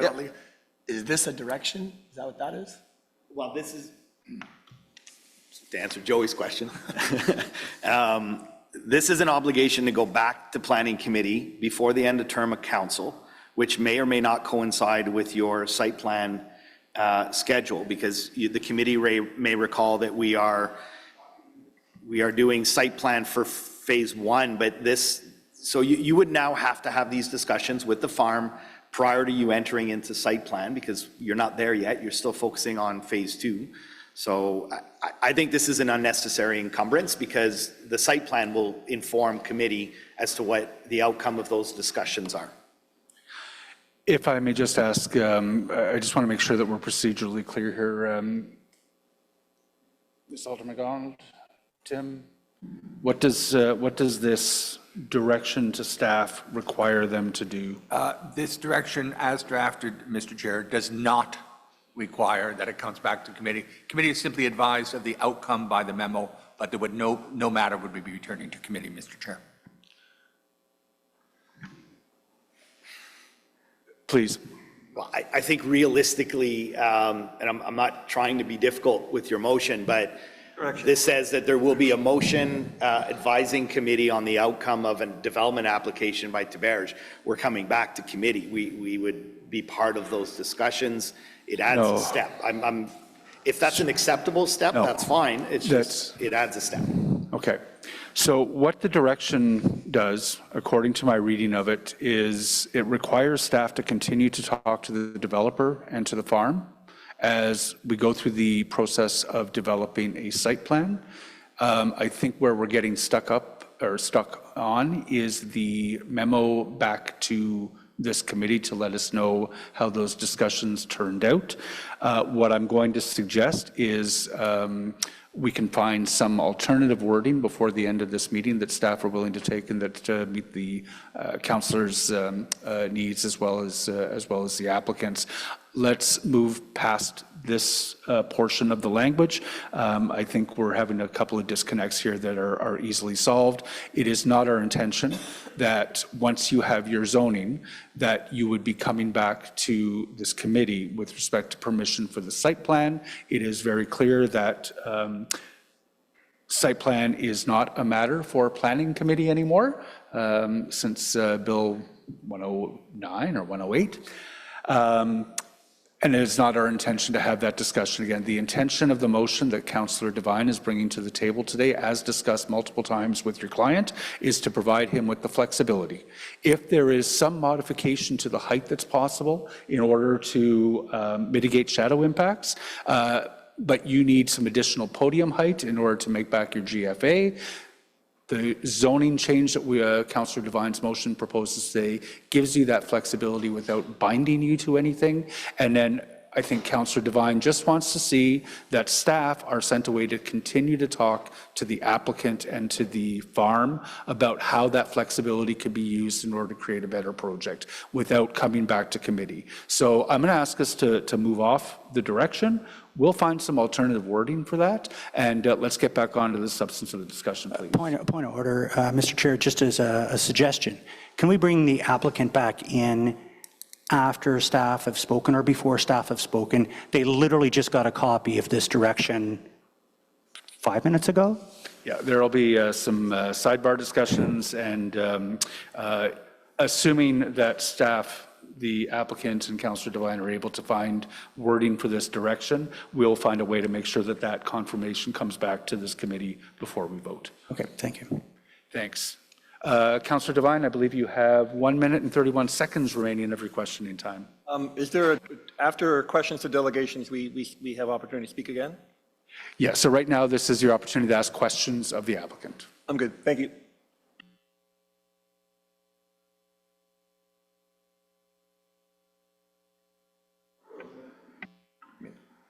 Clearly, just for the record, direction aside, are you in support of the motion?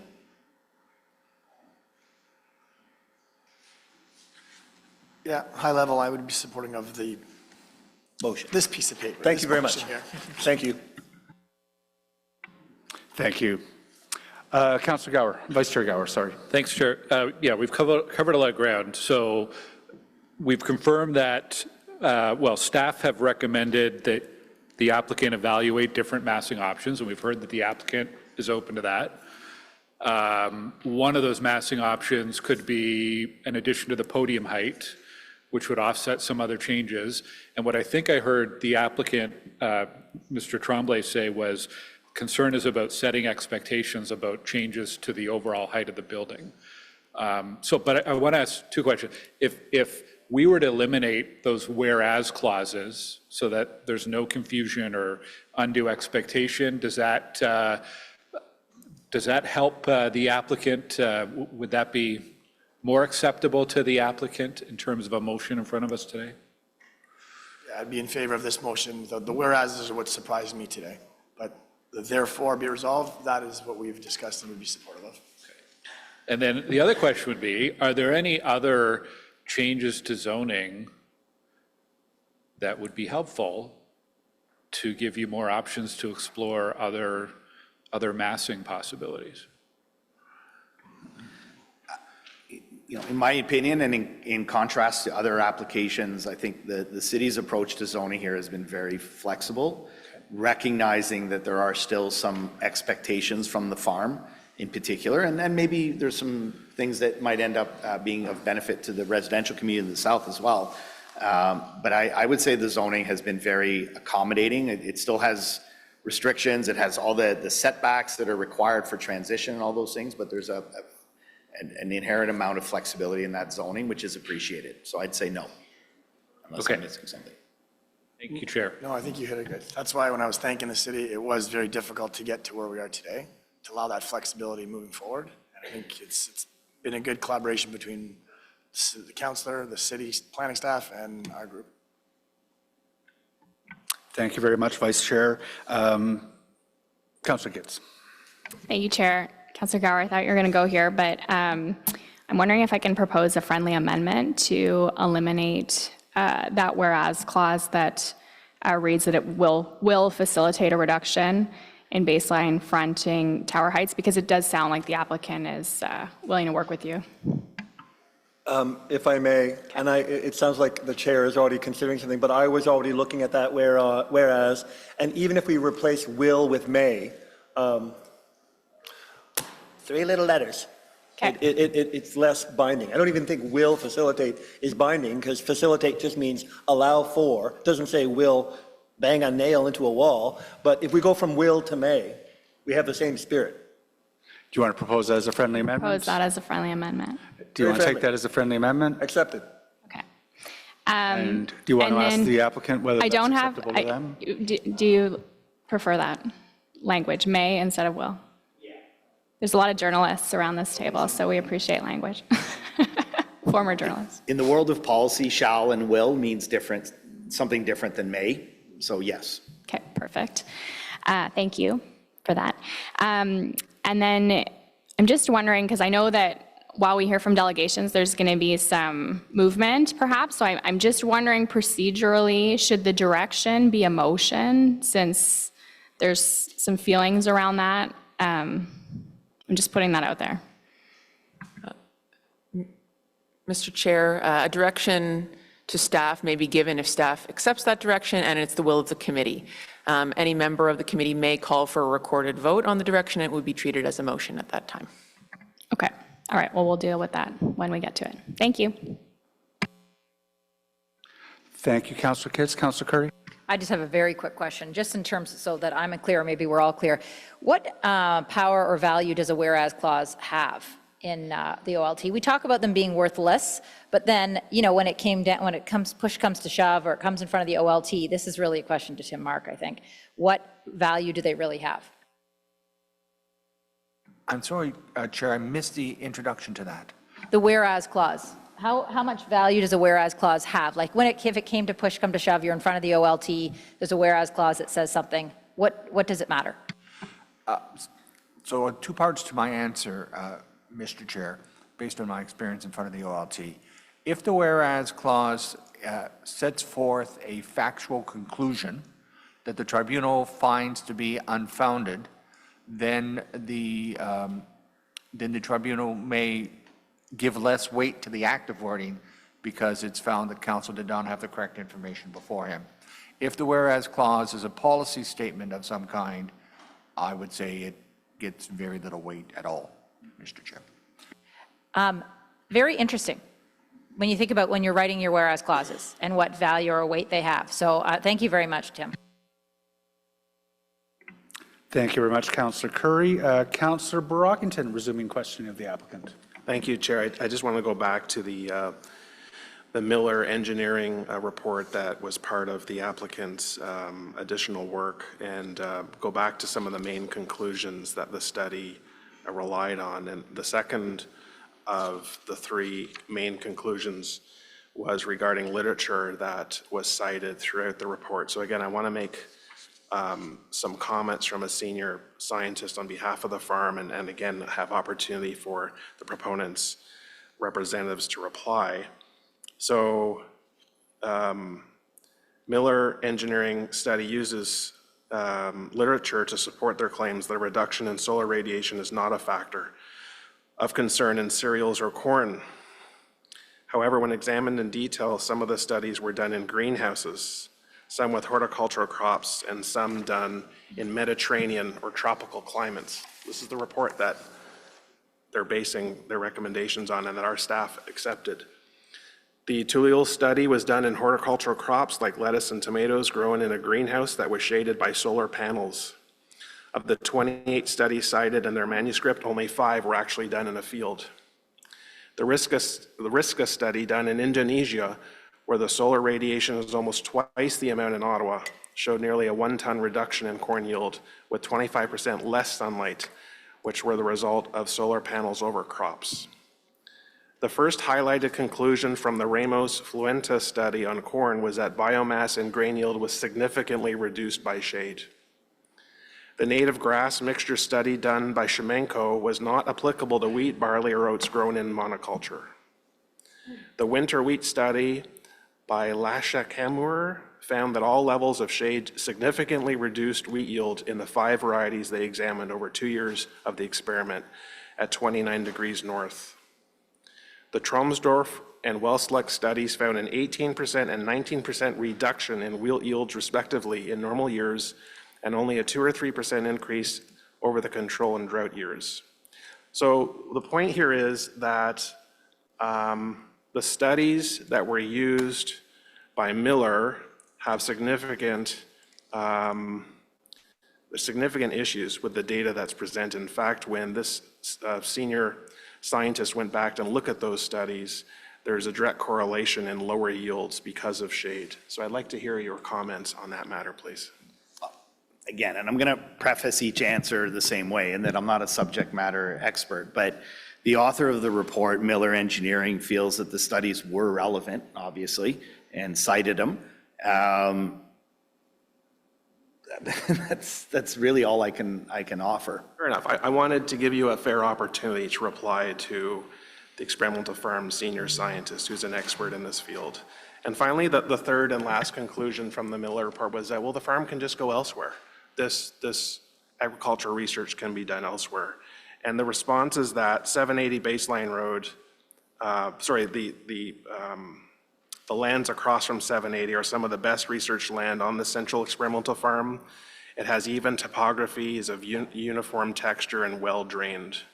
Miller Engineering has failed to realize that these lands have been the source of some of the greatest achievements in agricultural research, contributing to the Canadian GDP. I'll just cut it short there. So again, your response to that, the lands between Fisher and Maryville are the best on the farm for agricultural research.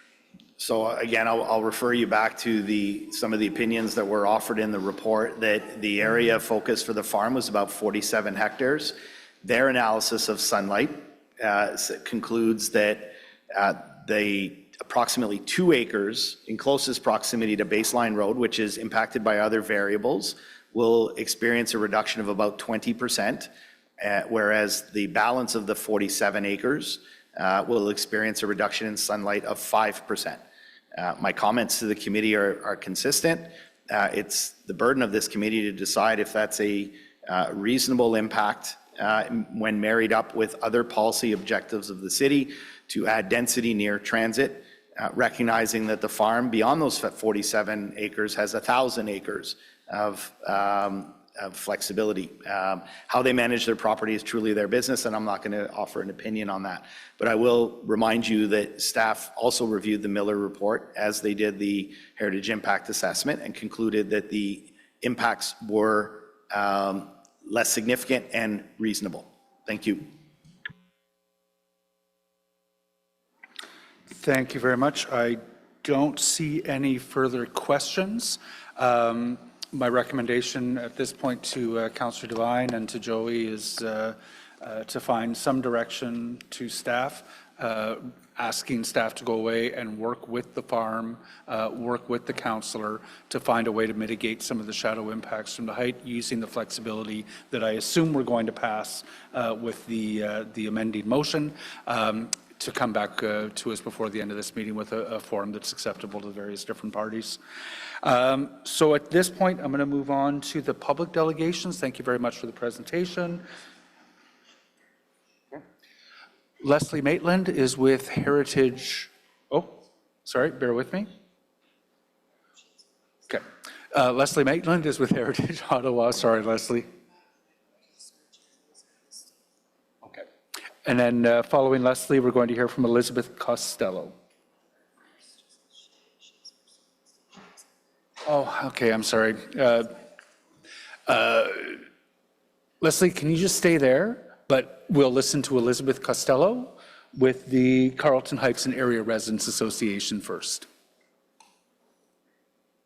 I appreciate your patience, Leslie. Thank you.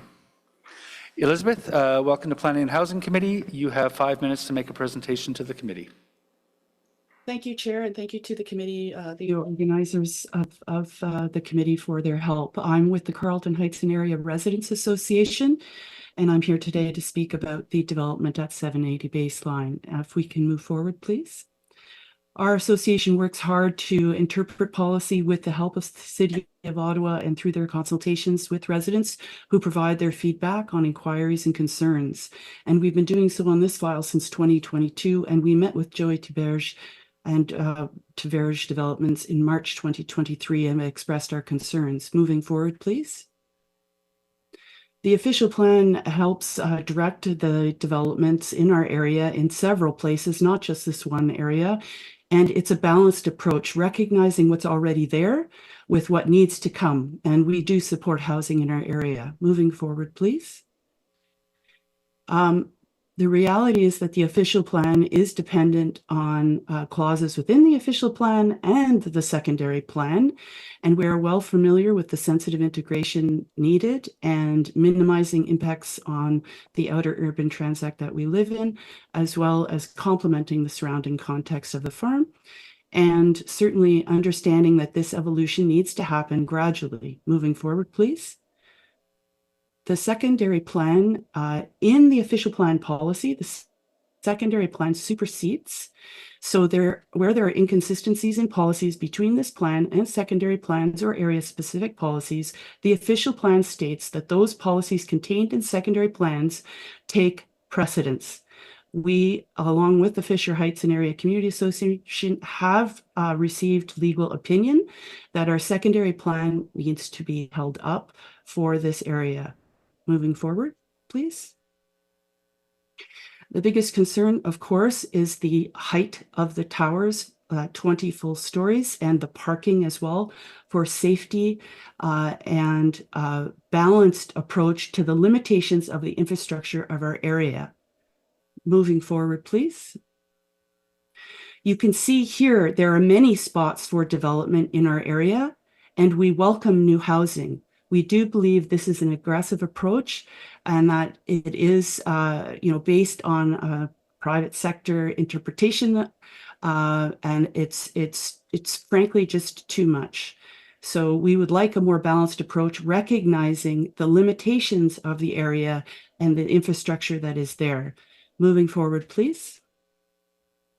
We have narrow roads, no sidewalks, and limitations to our underground infrastructure that has not been documented well by the city. So when we talk about scenarios, we are dependent upon the inputs. We need you to read the fine print of the engineering studies that have been provided and understand that data is either missing, qualified, or lost, and where there is no data at all in some instances. So scenarios depend on inputs. We've been told main trunk sewer lines cannot carry the extra load of this development, and collector lines won't carry the increases. So the limits of our 17-year-old infrastructure are real. Moving forward, please. We have extra parking with intensification that flows into our neighborhoods, causing real problems for pedestrians and cars and services alike. Overflows block corridor flow, which is also in the official plan. That needs to be, flow needs to be maintained. Move forward, please. Safety hazards occur. God forbid we have accidents or a personal injury due to excess traffic that will come with this intensification. Moving forward, please. Again, our aging infrastructure, we do not have the data that reflects any infrastructure that will support the intensification. In fact, we have the contrary here, that we need to be careful in this area because of the constraints. Moving forward, please. We want to go beyond the threshold. We want housing, but we want accountability that doesn't add costs down the line, either to the city or to renters and residents that will enter the neighborhood, that will have new fees or possibly new limits to insurance, etc. These are real costs that we are handing to new people entering our neighborhood if we don't be accountable today. Thank you very much. Elizabeth, welcome 20 stories.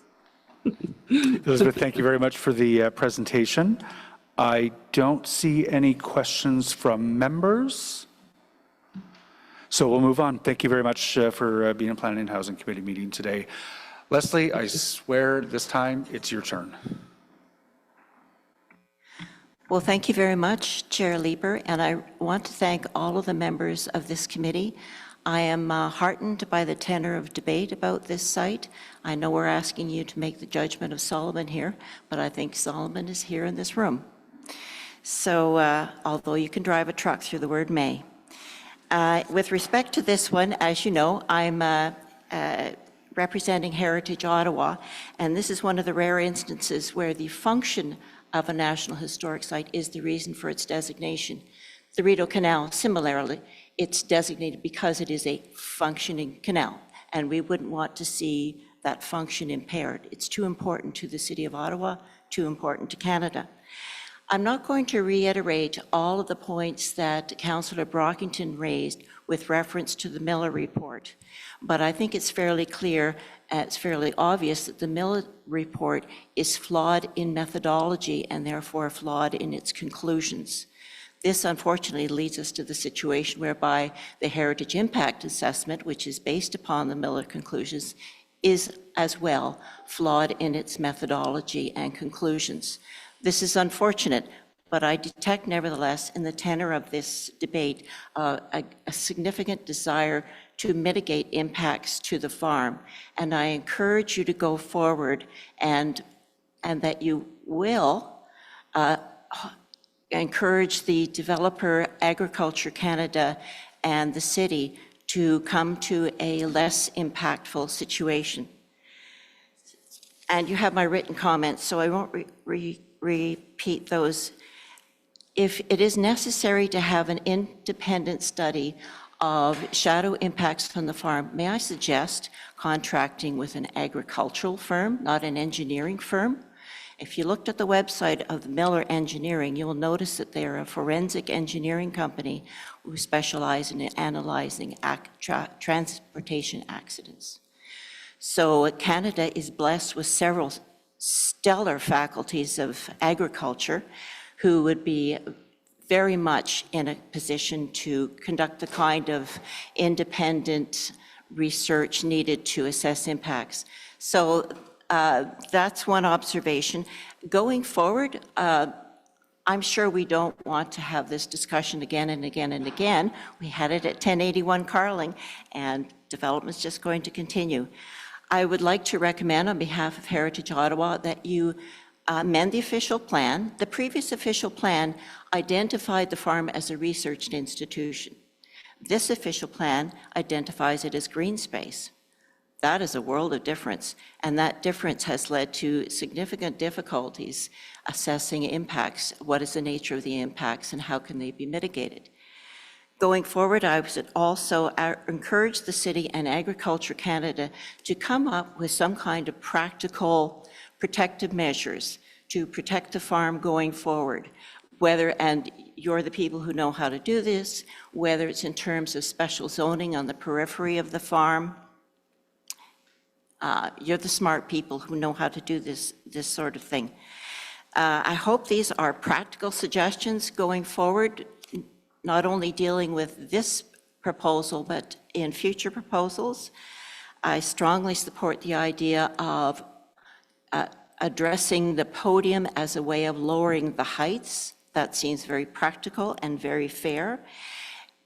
It's not a case of food versus housing. We want both, we must have both, and we can have both. So I thank you very much for your thoughtful discourse on this issue, and I look forward to a more positive resolution. Thank you again. Thank you very much, Leslie. Councillor Brockington. Thank you, Chair. I'll just keep my question fairly brief. First of all, thank you for your delegation. You noted the firm has the historic designation, which comes with no protections at all for the land. And thank you for providing some ideas for the city and this committee to consider going forward. But what role do you think the federal government has, particularly AFC, in protecting those lands going forward? It is up to Agriculture Canada, Ag Canada, to represent the values of the ongoing research values of the farm, which also happen to be the reasons for its designation as a National Historic Site. You point out correctly that there is no legislative protection for National Historic Sites. The Government of Canada can designate National Historic Sites, but currently there is no legislative protection. That legislative protection is currently in the works. It's at second reading in Parliament. And we are working with members of Parliament to see that pushed forward. But it really is boots on the ground. Ag Canada has to fight its own corner here. I appreciate that. Thank you very much. Thank you very much. Just one question about your one of your recommendations about independent research. Interestingly, I've been doing a lot about independent research, and I think the conclusion is there's no such thing.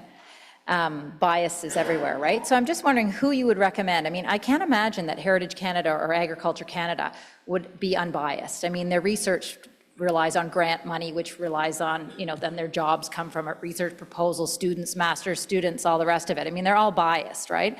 So where would you recommend we go to get a completely unbiased independent? I mean, the developer went to the US, right? They could care less, I'm sure, about what actually happens here. So that is a possible independent. But where else would you recommend we go to get an actually independent, unbiased opinion? Oh, well, I would recommend a faculty of agriculture. If you are worried that a faculty of agriculture in Canada might be biased as well because they in turn rely upon government grants, you could go to a faculty of agriculture in another nation. In fact, at the time that the Central Experimental Farm was being pressured to give up 50 acres of land for the hospital, professors at faculties of engineering in Great Britain, Australia, Brazil, University of Ohio, all wrote to the Government of Canada to support the importance of the agricultural research being done at the farm. The research being done at the farm is of international caliber. The research being done at the farm contributed to the Intergovernmental Panel on Climate Change, for which they won the Nobel Prize. So there are independent faculties of agriculture. If you feel that Canadian universities would be biased, then there's certainly nothing biased about the University of Aberdeen or the University of Ohio. Wonderful. Thank you for those recommendations. Okay.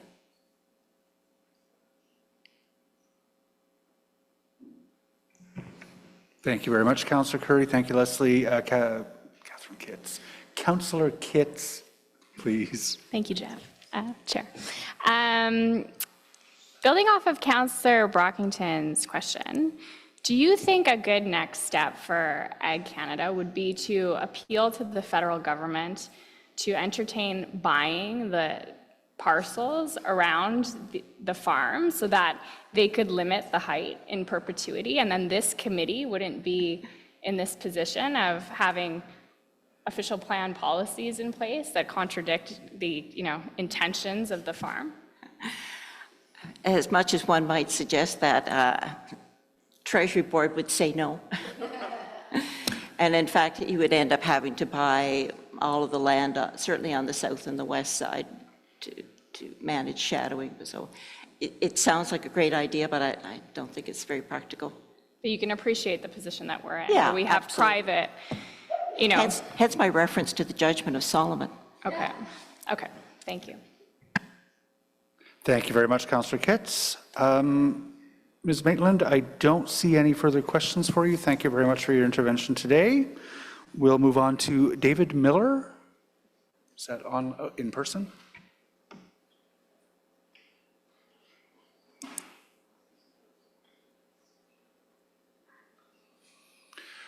Mr. Miller, welcome to the Planning and Housing Committee meeting. You have 5 minutes to make a presentation to the committee. Push a button. Okay.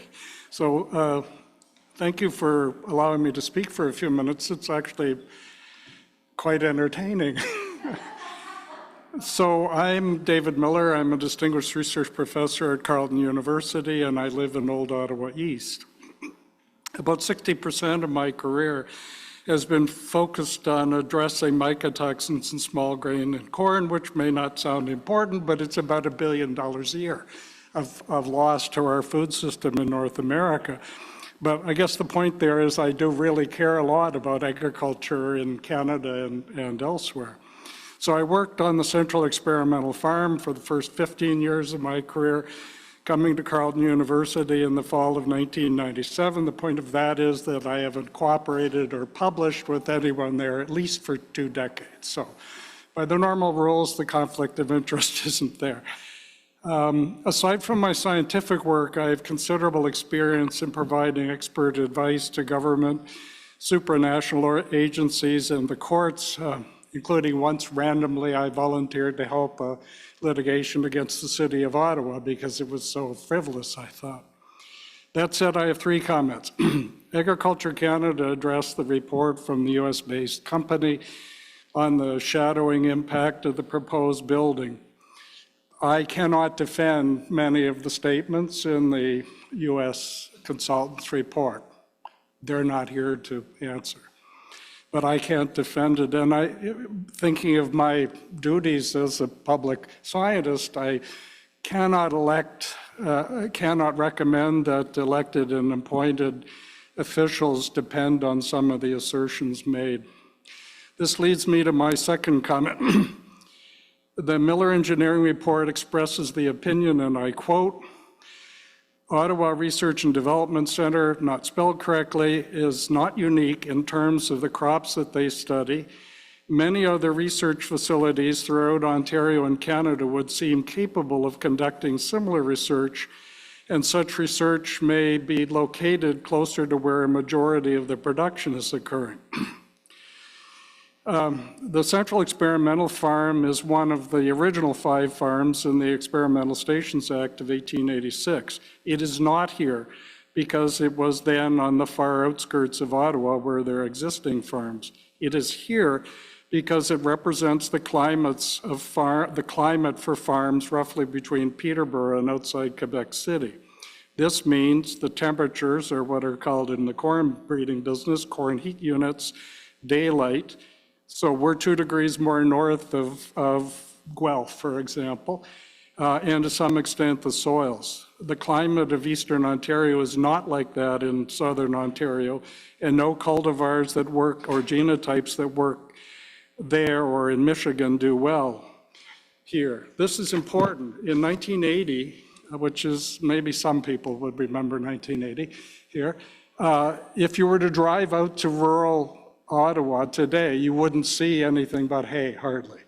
And now when you drive out, you see corn, soybeans, and small grains. We grew hay in the cold part of Ontario. And this is entirely because of work done on the Central Experimental Farm. The positive economic and environmental impact of this is enormous. Eastern Ontario, now including 300,000 acres of farmland in Ottawa, in the city of Ottawa, is about 15% of agriculture, of Ontario agriculture, which is about 40% of Canadian agriculture. So that's not trivial, at least not in my, and I think of the farmers that I've spent a lot of time worrying about. Today, the farm works to ensure crops in this region remain tolerant to new crop diseases and insect pests that move because of climate change. I don't really care about what they did 100 years ago, but I care about what they do today for Eastern Ontario. So no, it's not so easy to say, well, do it in Winnipeg or somewhere. It just wouldn't work. I do note that the breeding crops is required by the federal historic designation. Finally, when the idea was to pave 65 acres of prime and well-studied farmland on Carling Avenue, one of the things I did was help with a study of the environmental impact on the 250,000 or so people that live within 10 clicks. As it stands, the CEF provides enormous climate and health benefits. Nighttime temperatures are lower within that radius all around the farm, which means lower air conditioning costs, and also air pollution is controlled, is reduced. And so there's big environmental and respiratory health effects, and yes, this is published and it's well cited. Mr. Miller, you are out of time. Could I ask you to wrap up? Well, just have one more sentence. I'm deeply concerned that we be cautious about anything that would compromise those impacts. Thank you for listening. Feel free to ignore my advice. Mr. Miller, I don't see any questions from members. Thank you very much for the presentation this afternoon. And we will move on to Paul Johannes, who is online. Paul, we're in your hands. You know the drill. Yes, thank you very much. I'm here today on behalf of the Green Space Alliance of Canada's capital. So the official plan contains a specific policy concerning the Central Experimental Farm. So it reads as follows: the Central Experimental Farm, west of the new Civic Hospital site, remains for scientific, educational, and cultural purposes only, and is not intended for non-Central Experimental Farm development. So we've already heard arguments about the educational and cultural purposes to be made by Heritage Ottawa and Dr. Miller just now. But I'd like to sort of emphasize, but what remains is that the scientific purposes of the Central Experimental Farm will certainly be negatively affected by the approval of development applications for structures that shade research fields, such as this one at 780 Baseline Road. can the Central Experimental Farm in the long term remain for scientific purposes, sort of in the awkward wording of the OP, if more of these applications are approved? There's a cumulative effect here. There's the entire perimeter of the farm where this can happen. It's a death by 1,000 cuts. So it was the recognition of this issue following the approval of 1081 Carling that led to the establishment of an Agriculture and Agri-Food Canada, NCC, and City Working Group to arrive at a satisfactory solution for building heights around the perimeter of the farm. Now, the staff report indicates that the terms of reference for this working group are now being developed. Well, we haven't seen any conclusions or any work yet from this working group. Be curious to know what the status is of that group now. Now, the outcome that we would expect from this working group would be for it to complete its work expeditiously and to set the stage for an official plan amendment that would codify building heights on the perimeter of the farm in one or more area-specific policies. So ideally, a decision on the application before us now should be deferred until the working group has completed its work. Now, if this is not possible due to legislative deadlines, then flexibility regarding massing and setbacks should be maintained until the working group recommendations are known. And then those recommendations taken into account in the design of this project. Now, the staff report, while recommending the approval of the new zoning, leaves open the question of massing on site. And we've heard discussions about this earlier during the meeting. So the potential for the potential for further changes that would reduce shading impact can be dealt with through site control. So there will be an opportunity, there could be an opportunity to adapt the design to whatever new building height guidelines come out of the work of the working group.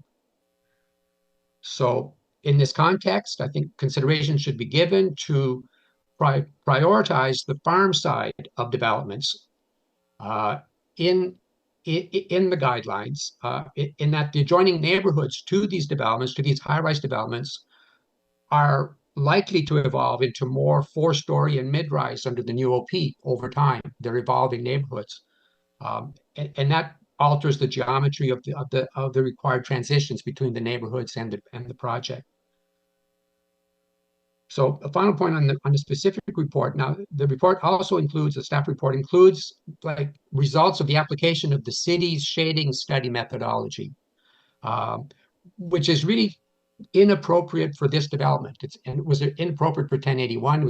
It's inappropriate for this one because it's about a methodology that deals with public spaces.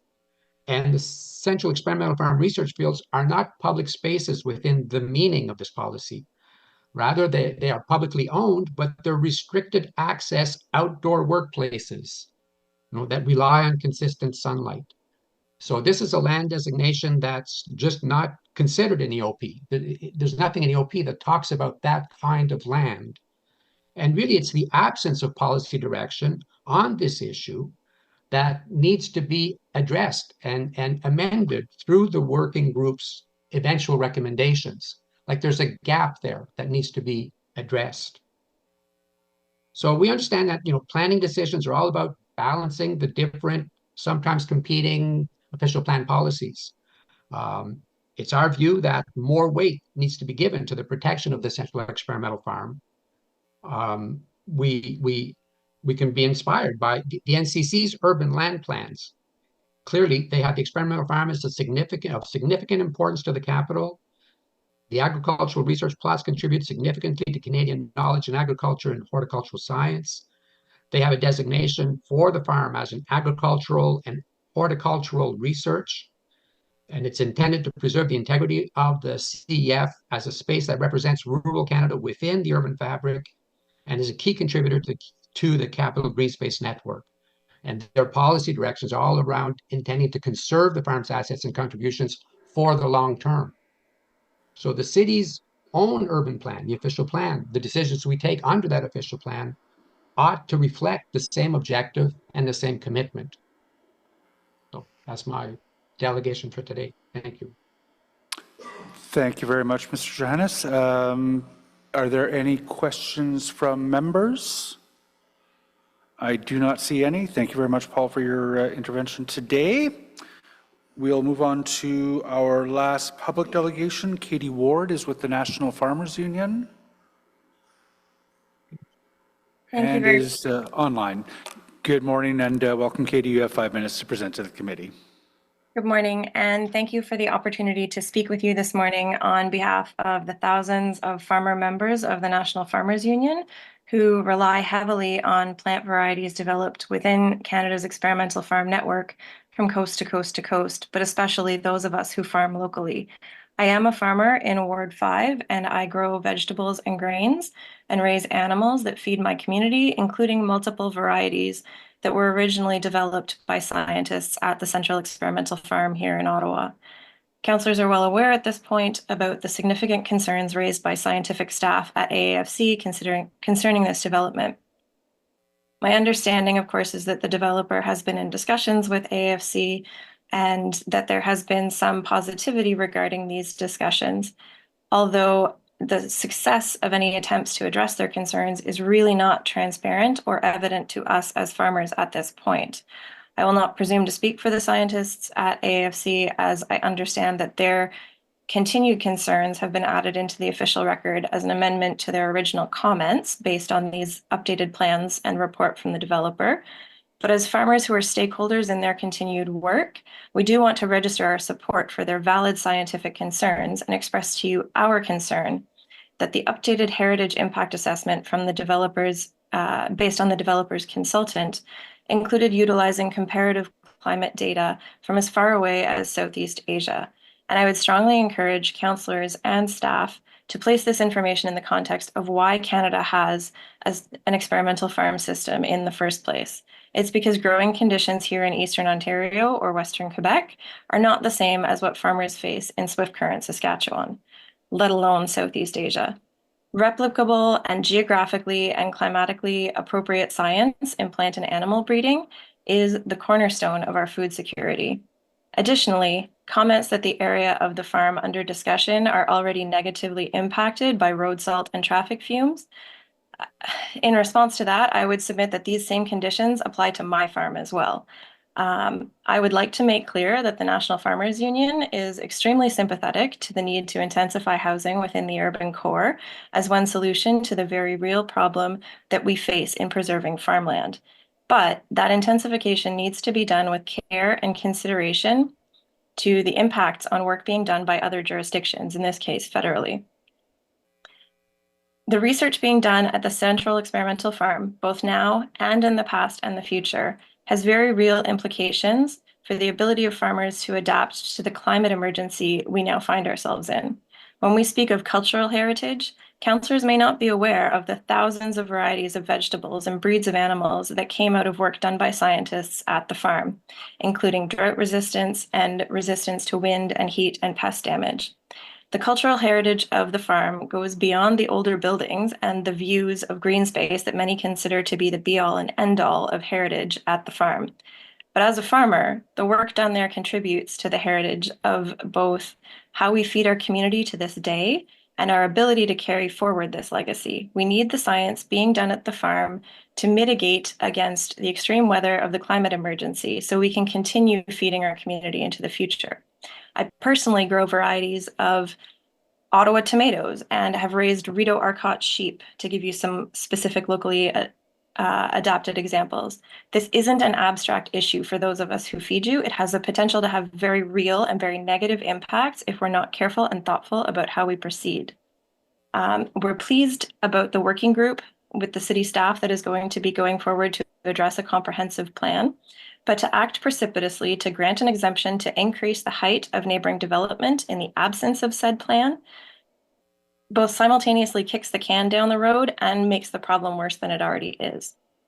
In our view, developments that encroach on the experimental farm are already problematic in a variety of ways, but we would strongly encourage councillors to avoid exemptions that not only assist with, mitigate, or adapt to the climate emergency, but also hold potential to harm our future food security in a climate emergency.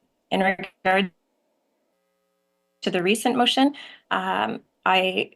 it's relatively new, so I would just say that we are in favor of requirements to accommodate collaboration with scientific staff at AAFC in this matter, as well as keeping our elected representatives in the loop about how these discussions progress. And I'd be happy to take any questions you might have. Thank you very much, Ms. Ward. I see that Councillor Kelly has a question for you. Thank you very much, Mr. Chair. And of course, whenever a Ward 5 resident appears before the committee, I want to thank them very much for their time and for coming to share your words with the committee and as we make this decision. And I know there's been several discussions about this area and the development that takes place along this corridor and the effect that it has on the farm. And I think a lot of the topics that are discussed can seem quite abstract to people, or we talk in larger terms or effects, but maybe you could just share some, how the work on the farm affects you as a farmer, affects your neighbors and our community, and if there's anything specific that you could add that you weren't able to get out in your time. Absolutely, thank you. I think one thing to really consider is that the shade study that has been done and speaking about the potential for it to quote unquote only affect 2 acres of research land at the farm. Every acre and every variable that is introduced into the scientific studies that are being done on that farm has potential to cause knock-on effects that could be quite harmful. We do rely on things like plant breeding for wind resistance in our grain crops, for example. We've had derechos here in tornadoes in this area, and they've caused great damage to wheat fields and cornfields, and the yields that are affected by wind damage, for example, on our crops that feed our community are really significant, and we do need the work of the farm to continue. It applies to all of the many thousands of acres of land within the city of Ottawa, let alone outside of it. And the research scientist who spoke earlier, the retired gentleman, raised some really, really valid points that we cannot just rely on research being done outside of our geographical area. The reference to heat units for corn, for example, what happens in Guelph, which, there's lots of great research being done down there, but it has relatively little applicability to our growing conditions in the heat units that we get to grow corn or other, small grains up here. It's a very different scenario. We can't even select the same varieties of crops that farmers down near Sarnia, for example, can select for. We have to buy different seeds, and a lot of those seeds are based on plant breeding research that was done at the experimental farm because it's been commercialized by companies that are selling these varieties, but it was developed in our geographical area for our climate conditions. And, it's a little abstract for folks who aren't in the business of growing food here, but it makes a real difference. Something that's done just for 6 hours away by car just can't necessarily grow or thrive in the same conditions that we have here. So I really appreciate that. Well, thank you very much. That's all for me, Mr. Chair. Thank you, Chair. Thank you, Katie, for being here today. I think in previous discussions on this item or on the previous item that impacted the farm, I said, we haven't heard from farmers in these delegations. So I'm happy to see you here. I don't believe I've had a lot of engagement with your organization in the past. So I appreciate you're here. It's a national union. You're speaking, on behalf of farmers across the country. But do you have an active contingent in Ottawa, and how big is your membership here? We have hundreds of members within our particular local 362 of the National Farmers Union covers Ottawa, Stormont, Dundas, Glengarry, and Prescott Russell. We collaborate on a lot of work in terms of farmland preservation with the Ontario Federation of Agriculture, which you may be also familiar with. When the work around the Civic Hospital was happening, we collaborated with the local Federation of Agriculture to preserve farmland in that case as well. But we have, a strong history of supporting public science in agriculture. And we would be happy to meet with you on a more regular basis as well. Unfortunately, a lot of times consultations around issues such as this tend to happen in May or June, and we are farmers and we dedicate our time to these organizations outside of the hours where we have to be out in the field. So, sometimes consultations don't occur at times that are conducive to participation from farmers, but I'm happy to answer questions from you today. Thank you. Thanks for telling us a little bit more about your organization. Thanks for being here. Thank you, Katie. I don't see any further questions for members from you. So thank you very much for the presentation today. I would be interested in hearing more as well. If there's an introductory email you want to send around to planning committee members, that might be useful. Thank you. So that is it for the public delegations. We're going to move on to questions to staff, but before we do, the councillor, applicant, and have had a discussion about direction to staff. I'm going to ask Kelly to put that up on screen, please.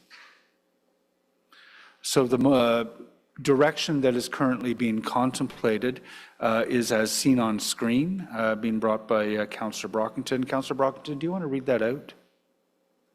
Thank you, Chair. As you said, sort of a revised wording is the following: that planning staff be directed to undertake discussions with the owner of 780 Baseline Road and representatives from Agriculture, Agri-Food Canada with respect to the design of the Phase 2 buildings prior to the submission of a site plan application for that phase, and that staff prepare a memo to advise members of council on the outcome of these discussions prior to submission of the application.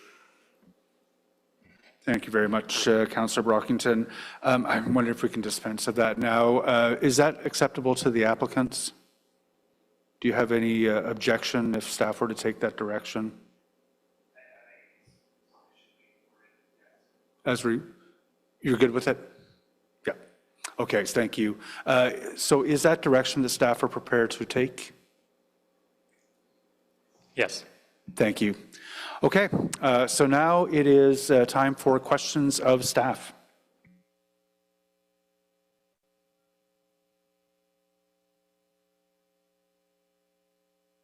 I was waiting for others. So thank you, Chair and colleagues. So staff, can you just give me a high-level summary of what work you've done over the last 2 months on this file since it was last before Planning Committee? Give me an overview of what exactly has transpired. Definitely.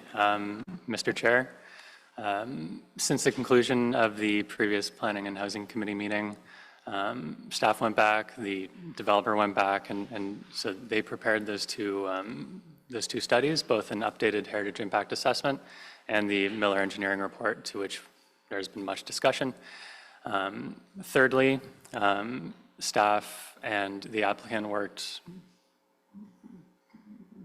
quite heavily on a zoning bylaw amendment which would enable future development to potentially respond to future discussions that the applicant and staff are to have with AAFC in order to enable a greater mitigation of those shadow impacts from the development.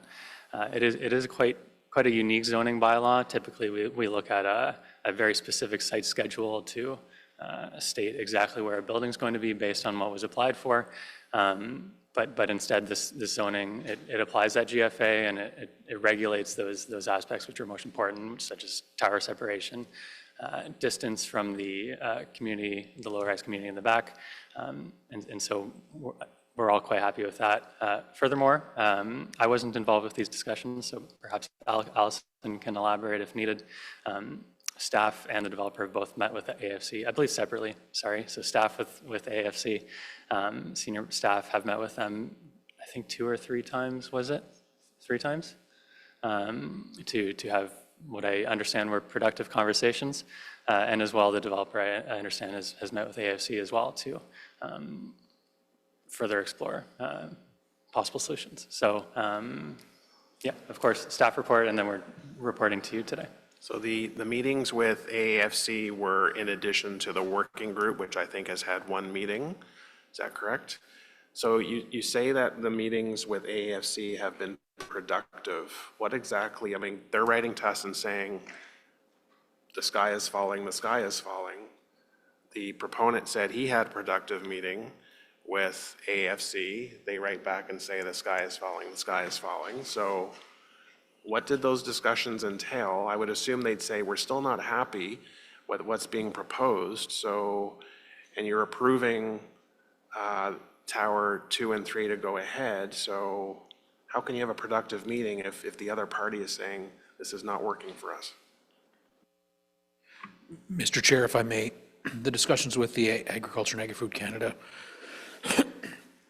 really focused on their review and comments of the Miller Engineering Report and the Heritage Impact Study, and working forward, I guess, in the spirit of collaboration in order to outline how the discussions may take place following the decision of committee and council.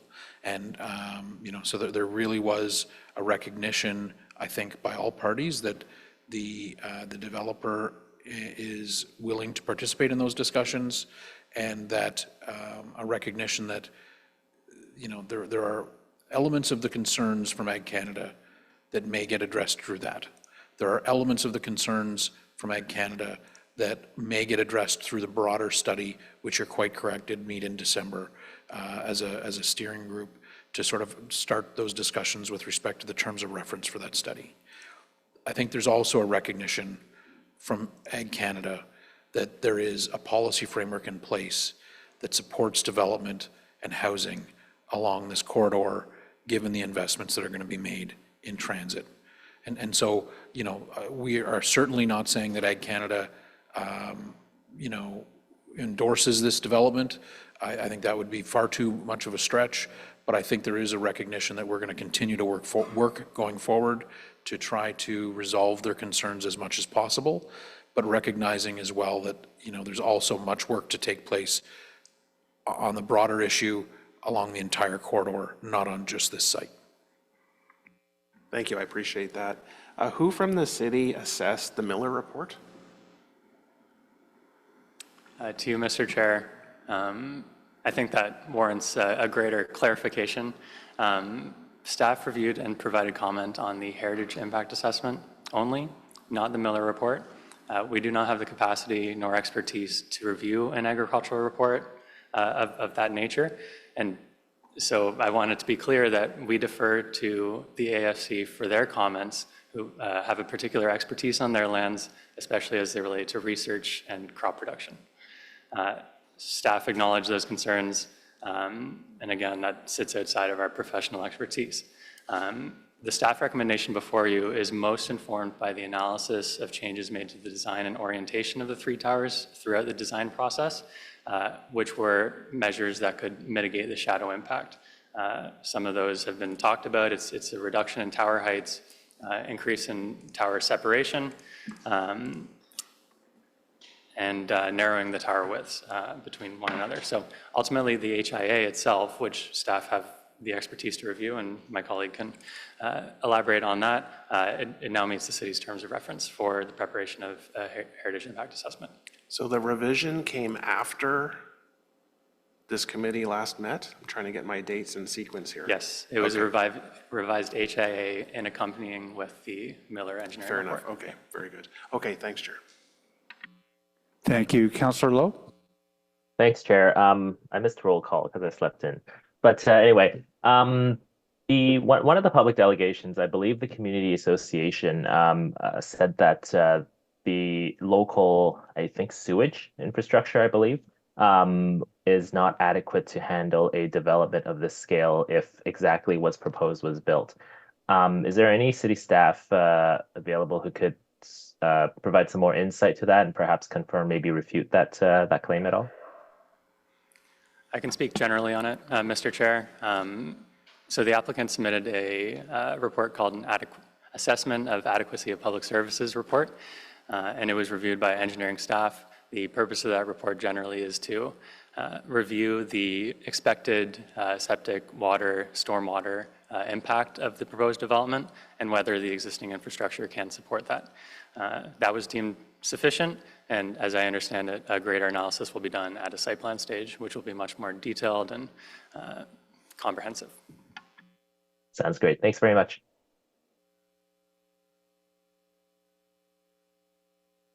Thanks. I don't think I have questions. We've covered a lot of ground, but I had some kind of wrap-up comments, if that's okay, Chair? Yeah. So every development impacts neighboring properties in small ways and in big ways. I think what I've heard from staff today and back in November and even previously when we were dealing with the one on the north side of Carling, the objective is to ensure that the applicant is minimizing impact in any reasonable way. So in this case, we've seen the applicant, since we talked here in November, have taken steps to minimize the impact of shadows on the farm to the north. And there may be more opportunities to change the building's massing or reconfigure something to even further minimize. So staff's evaluation is, from a shadowing perspective, this applicant has done what is reasonable to mitigate. And then the other question that we're struggling with, I think, falls outside of Planning and Housing Committee, and it's about the impact and what we're willing to accept on the viability of particular research lands on the farm. The Heritage report, or we're evaluating against the farm's commemorative integrity statement, which is online, and there's a section that says the designated place will be unimpaired and not under threat when a sufficiently large area to carry out and support the scientific research function is maintained, and when the farm remains sufficiently large to contrast the scale of urban development. I think that's what's important in that report. I don't think anyone around this table would disagree that these shadows will have an impact in some way on the farm, but they're not preventing research. They might change the specific research that's happening there in some way, but it doesn't affect the size of the farm, it doesn't affect the ability to farm, it doesn't affect the ability to do research. And I just can't see a reason why we would not approve this development today. I think there's legitimate concerns about the viability of future farm research and what kind of research they can do, but that's outside of what we have the ability to adjudicate as this planning committee. So it's a tough question, and I hope that anyone listening doesn't get the impression we don't care about the farm or about the important research or the value of that research. But we're a planning and housing committee, and we have to evaluate based on the tools and the policies and the framework that we have. And I think staff have provided advice that I agree with and is reasonable and justifiable based on planning policies. So thanks, Chair.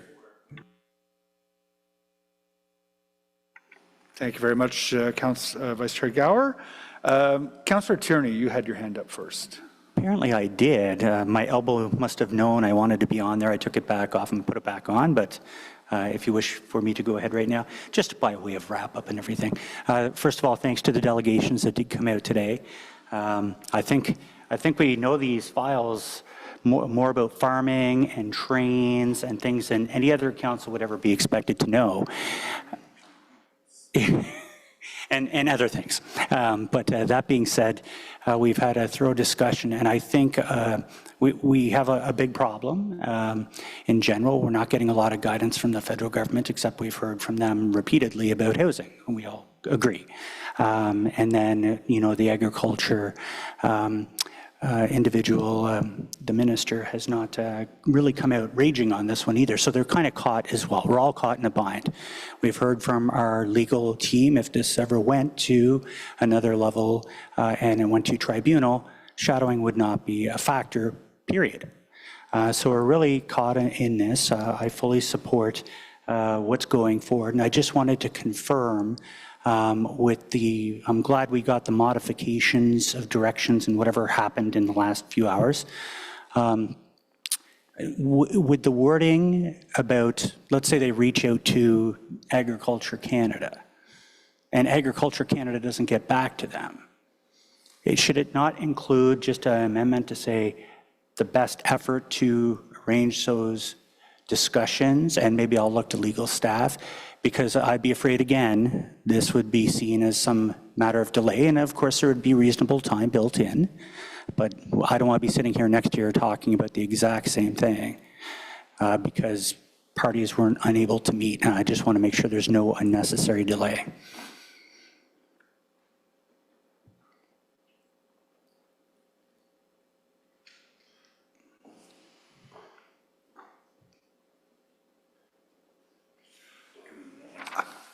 Mr. Chair, I don't see a delay that would be created by this direction. The staff are to provide a memo on the outcome of the discussions when such occur. If such discussions did not occur, that would be what would be reported in the staff memo. So this in no way will slow, if they can't get together in a room together and wrestle it out, I don't know what happens. If they can't get that done, they just proceed. A direction that can be given by this council, or this committee or council, can only be given to staff. Staff can seek to implement it, but if a party determines not to proceed in discussions, that would not prevent the applicant from moving forward, Mr. Chair. Okay, and looking at the applicant, are you satisfied with that? Okay, good. Thank you very much, and this was a good discussion. Thank you for trying to corral everybody, Mr. Chair. Thank you very much. My comment just reiterates the frustration I expressed when we were dealing with another property adjacent to the farm, is that intensification along Carling was something that was very clearly communicated when the city debated the new official plan.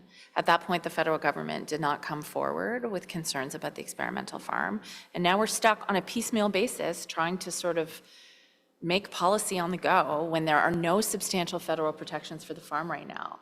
And so it comes down to, is half an hour of shadow too much or too little? And now we have competing statements from Agriculture Canada and from the expert hired by the city. And so that puts us in a really awkward position. And Agriculture Canada is not here today either. And I would like to note that too. And so it's very hard to gauge how much of a priority it really is for the federal government if they weren't here then and they aren't here now. I'm uncomfortable with the notion that we're being asked to approve something that has what seems like an expert challenge lodged against it. But there doesn't seem to be a perfect solution here. So I'm very inclined to support the motion in the direction that Councillor Brockington and Devine worked on together. I think it's the best we're going to get. But I don't know if there's any way to communicate up to the feds that they really need to come to the table to have a broader discussion about the farm. And if anyone from Agriculture Canada and from the federal government is listening, please do that. Because again, we are tasked with approving housing and we are tasked with solving our housing supply crisis. And I've learned so much about crop studies and shadow, but this is not the place to make those decisions necessarily. We need to know what the bounds are around the farm because this is going to keep coming up again and again. So anyway, I want to thank Councillors Devine and Brockington for coming up with what I think is the most elegant solution we can find under the circumstances. But being asked to grapple with the impact on nationally significant research is not really the purview of this committee and leaves us in a very tough spot. So thanks very much. Thank you, Councillor Troster. Corn heat units would be a great band name. Councillor Devine, Councillor Kavanaugh's put her hand up. Did you want to go last and do some wrap up? Councillor Kavanaugh.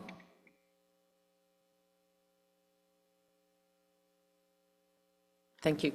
No, I'm along the same vein as Councillor Troster. Have we heard from the federal government in regards to this file? Not Agriculture Canada, but from the federal government?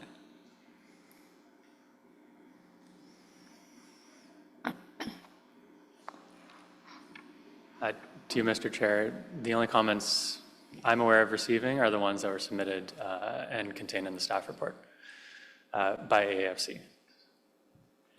Just by the agriculture? Yep. I believe they're jointly submitted by NCC as well. Yeah. No, thank you. I feel it's strange that a department has to defend itself, and pardon the pun, they should have gone up the food chain and gone to the federal government, because I'm perplexed at the pressure it's putting on us for approving more housing, which we know we're going to hear about more funding to get more houses built, and hopefully mostly affordable housing, but just the whole pressure versus these concerns. And if they defended their agriculture department, I think, and I'd like to know more about the private, I don't know if it was a private member's bill or if it was a government bill that is at second reading. Does anybody know anything about that? That could make a difference if it passed. I don't know. Leslie knows. So I think we need to know more about that as well. Is it possible we can be kept up to date on if that has an effect? I don't know if it'll be a cease and desist if it went through and got royal assent.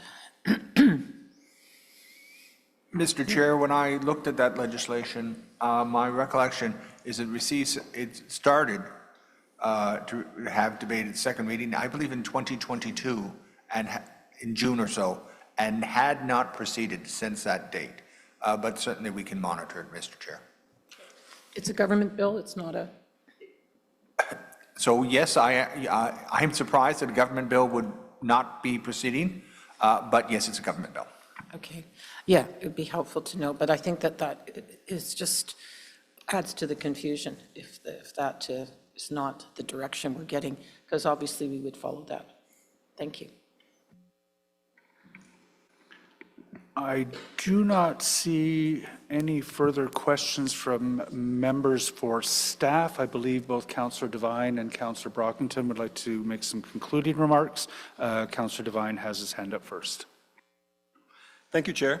And thank you to my colleagues for the ongoing discussion. It's certainly been an educational one for me. I was quite taken by what I heard today from the former agricultural scientist. I think his name was David. And the thing that he said that's going to stick with me is that he's been thinking of his duties as a public servant. What's been concerning to me over this file, as well as the file at 1081 Carling, is that while I fully support our commitment as a council to address the needs for housing, it feels like our concern to address that matter has sometimes been without an equal concern of our duty as public servants to make the best decisions possible based on available evidence. I was also glad to hear that we had a farmer speak here today. In fact, someone from the National Union of Farmers, because we've often wondered if perhaps farmers have a less concern over this than the scientists. And that farmer spoke about her concerns that these developments will have on the impact of agricultural research. Scientists have been trying to dispassionately warn us about the possible long-term consequences of our decisions when it comes to developments that are going to impact the Central Experimental Farm, consequences to agricultural research, and therefore consequences to the future of Canadian agriculture. As the farmer said today, these are not abstract concerns. These can have real impacts on our ability to feed. I understand the colleague of my concerns, the concern of my colleagues that it'd be lovely if we had a framework with which to properly evaluate this. However, too often it has felt like we have dismissed or not taken into consideration the science behind these decisions before us. What I've tried to do in these current circumstances has been to advance the best available solution. With that, I do hope that you all support the motion and the direction brought by myself and Councillor Brockington. Thank you for listening. Thank you very much, Councillor Devine. Councillor Brockington, your hand's not up, but... Thanks, Chair. Just very briefly, Central Experimental Farm is exclusively in River Ward. And if we were to park our emotional and sentimental feelings towards the farm, for those of us who went there as kids or have taken our kids or grandkids there, we have many happy, positive memories. But that said, there are planning files recently passed and present that we have to acknowledge and make decisions on. And we're asked to make decisions as members of this committee based on planning merits. Our job is to weigh the planning merits of files and make decisions. And I respect that. I have zero ill will towards the proponent or his consultant. I want to see this developed, and he deserves a timely decision by this committee and council. But in absence of strong federal protections, we're sort of getting a hot and cold presence from Agri-Food Canada. They have said clearly that what they do is very important for Canadians. And they said clearly that they're concerned that shadows will have impacts on their work. So we look to the federal government to take further decisions and actions to protect this federal land. This is federal land. And as a local city councillor and as a planning committee of the City of Ottawa, we have very limited tools in our toolkit to provide that. So federal government, we believe you when you say this is an important parcel of land in the heart of our city, and you do excellent work here. So step up and provide additional legislation or protections for this land. Chair, I don't know if this is going to set Councillor Tyrion off or not, but I think it would be helpful for this committee, given that we've established a working group, if staff could provide a brief memo explaining the legislation that is currently going through the federal government that implicates the farm. What I've heard from stakeholders is this does not and will not provide the protections that the farm needs. But given that we're not really engaged in that process, I would be open to receiving basically a summary of what this legislation is trying to accomplish and how it may or may not assist with the farm. Is that something that our staff could do? We can certainly ask them to take that as direction. Would staff take that as direction? That is the direction I'm empowered to accept, Mr. Chair. Thank you, Councillor Brockington. If I could just ask you to write that up and give it to Kelly at some point in the near future. Fair enough. Okay. So, colleagues, I agree with many of you who said that housing and homelessness is a top priority, and I certainly want to do my part to facilitate that. But what's really caused me concern is in absence of true federal protections and or legislation for this property, is it, end of the day, on my shoulders or this committee's shoulders to reject all planning applications? That's not reasonable. The expectation is that we weigh it through the planning merits and make decisions, but that's why I felt uncomfortable to date, is because the federal government says, hey, it's important, but we're not going to put additional protections on that land. We look to the federal government to do just that. So, Chair, thank you for the opportunity.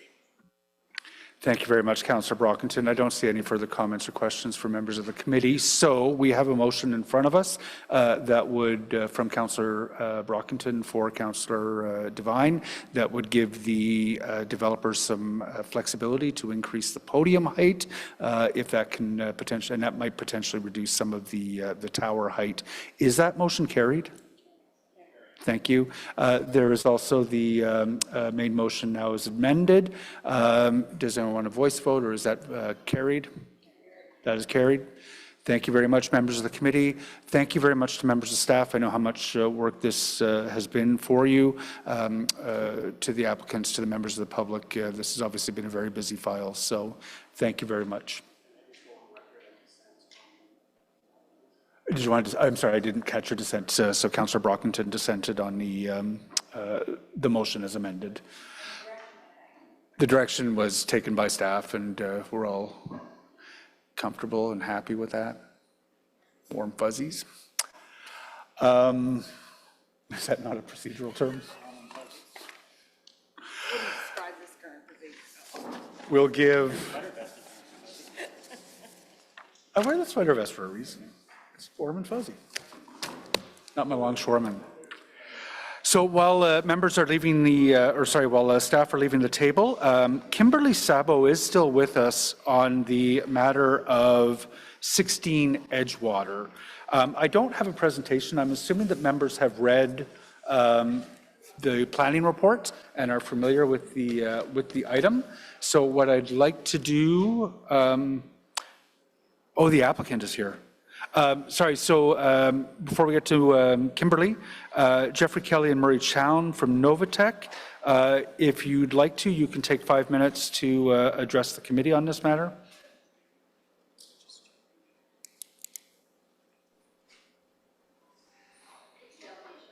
We do have a delegation, yep.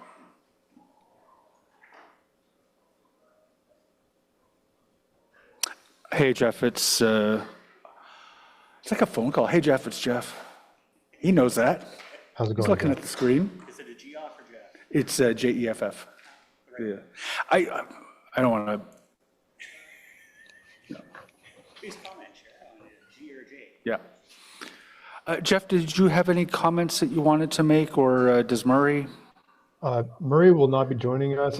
If the committee would like to hear a presentation, we can certainly do so in response to, particularly in response to community comments that we may be hearing after. Okay, so what I'm going to suggest, I don't see members asking for that presentation.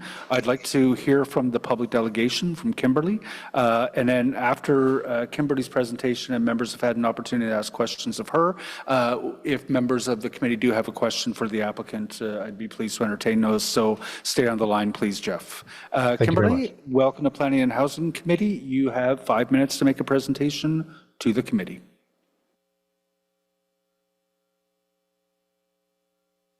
Hello, sorry, when it popped up, my speech went away from my screen, so I'm trying to minimize it. Sorry, it'll just take a second.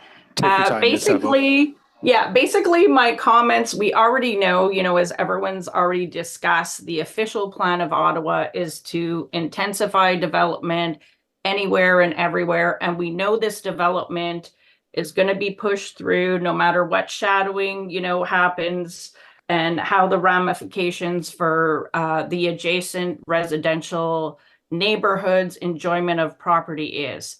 The main concerns now, since this is going to get pushed through, is this is a very aggressive rezoning from industrial to the general mixed use subzone 2, where the developer is jamming in as much as possible into a small plot of land with not, only one building that we sort of have to address the concerns of, let's say, a high rise. It's going to be a high rise, which is totally, out of character for residential neighborhoods, along with some mixed use commercial and residential. And also, I guess along the back that's going to butt up against the residential is a row of 7 townhouses.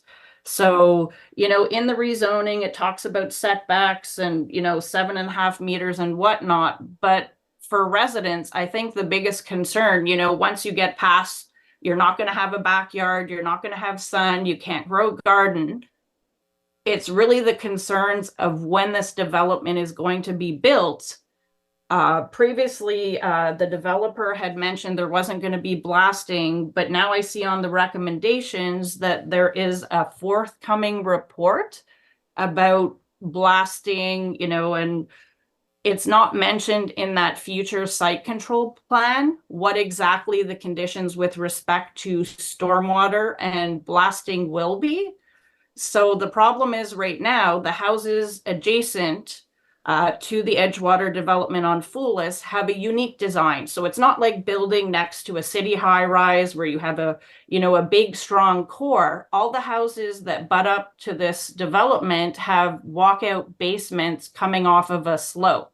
So we need to mitigate the risks if there's now going to be blasting, so it doesn't, break the foundations of the houses, cause more issues, to the actual structure of the houses. And that's not in the report. So I'd like to know if there's a timeline for the site plan so residents can, kind of see details on what's going to happen for the blasting, because I couldn't find anything online of what the city of Ottawa's rules as per blasting is.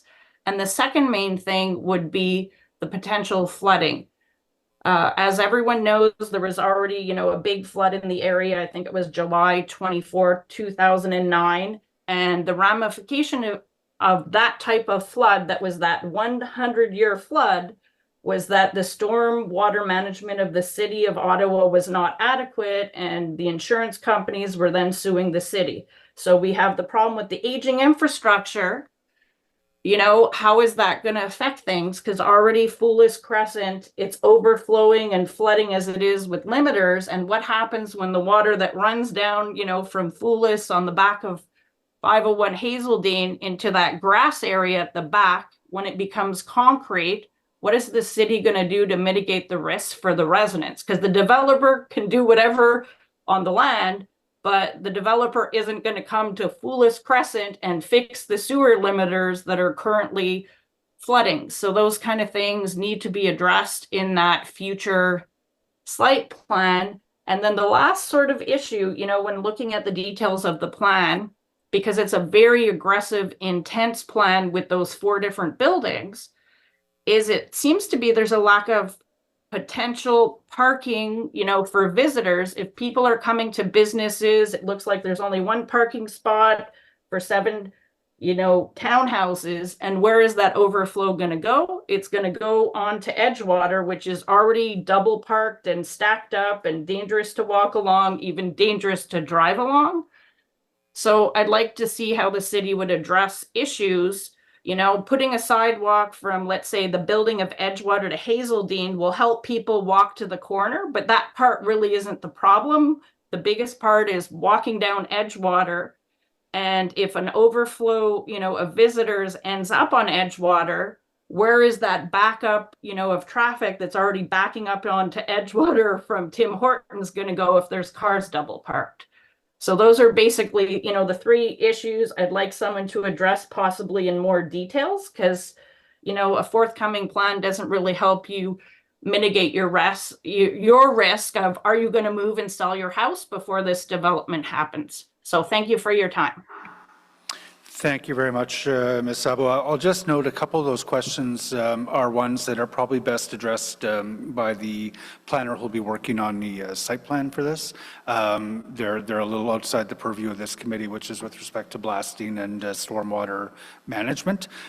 With respect to parking, I can ask Allison to address that, but I see Councillor Curry has a question for you. I was just going to simply say to the delegation, thank you, and I'll ask some of these questions, and you're answering some of them already. But I was also going to ask, just basically, was there a consultation on this where there was an opportunity to ask any of these questions, or these questions that have since come up?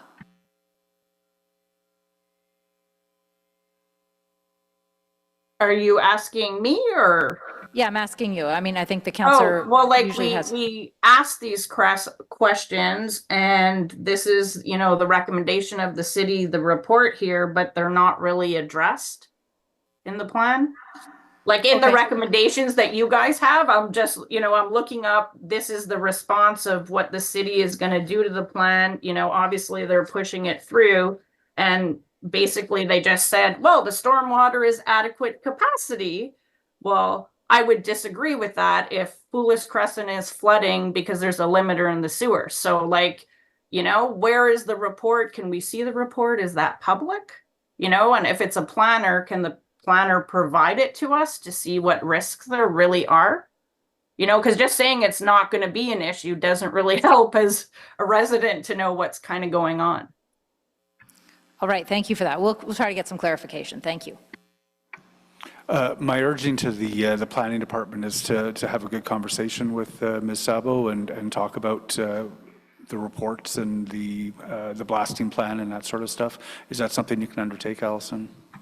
Yes, certainly. Thank you. Ms. Sabo, expect to hear in greater depth from the department with respect to answering some of your questions. The one question I do have on your behalf, Ms. Sabo, for the planning department is with respect to the parking and why there is the level of parking that is being proposed and why the department is recommending approving that. I will answer that. Thank you for the question. There's been no request for a reduction in parking, so this development will meet the zoning bylaw for parking. There's no site-specific exception requested to address parking. So visitor parking, for example, will be 0.2 spaces per unit. I wanted to ask Chair to staff to address another concern. I was glad to see there's a sidewalk that will be built from this site to Hazeldean Road. So that'll complete the pedestrian connection to Hazeldean. Was there an assessment of feasibility to build a sidewalk in the other direction to get to Terry Fox Drive? The connections to the Main Street corridor were investigated. Although there are ditches there, sidewalk can be provided, and the applicant, through the site plan process, will be required to upgrade the sidewalk in front of the site and make a connection to Hazeltine. It was not examined going the other way. That would be something that would more fall to like a road upgrade at the cost of the city. Okay, thank you. And Mr. Chair, just very quickly, the comments by the delegation are important ones because there was a significant flood. I know councillors around this table remember that. It was not a good time, that's for sure, a lot of years ago, but things have changed. But I just want a reassurances for the committee as well that when you move to site plan, all of these types of things will be looked at very carefully. I mean, I know that you're going to say yes, but I just want assurances when we hear these things from residents and that they are concerned and they are worried about things like this. The other is the blasting that, you know, in Canada North, it's nonstop and nothing like the Canadian Shield. But there are regulations for blasting, what is allowed, what isn't allowed, how properties are videoed ahead of time within a 150-meter radius and 75 from the actual site of blasting. So there are rules and regulations around that to protect residents. And so I just want assurances that all of that type of information would be available. Yes, correct. So these are site plan matters as a condition of approval for future site plan, assuming one occurs on this property. There would be the requirement for the owner to undertake notification of the surrounding properties, take an inventory of the condition of their foundations, and notify them of when blasting would occur. The city's condition basically follows the provincial protocol on blasting. And then your question about stormwater management. Yes, so these, at a zoning stage, we're looking at whether there's adequate capacity in the system. We've resolved that yes, there is. At a site plan stage, we're looking more at the details of how it will be done and you know, what can be done with an apartment building, for example. There can be like a cistern in the underground or retention on the roof. There's all kinds of options that can occur. We will just, based on whatever is proposed, we will resolve the need for stormwater retention on the site at that time. Great, thank you very much for that. Thank you very much, Councillor. Thank you, Allison. Councillor Hubley, welcome. Thank you very much, Chair. I've been listening all morning. I just want to clarify a few of the comments that have been made there. Yes, there was flooding in 2009 in parts of the ward. Nothing, not one report of flooding in the specific area that this application is about. The flooding took place elsewhere in the community. The flooding that I think the resident was referring to, because she's talking about the backflow valves that the city has installed in streets and probably every one of your wards. I know we have thousands of them across the city. And the messaging that we repeat every year since this was done in 2012 is that water on the street is a good thing, because the water on the street is the water that would have been in your basement if it wasn't for those backflow valves.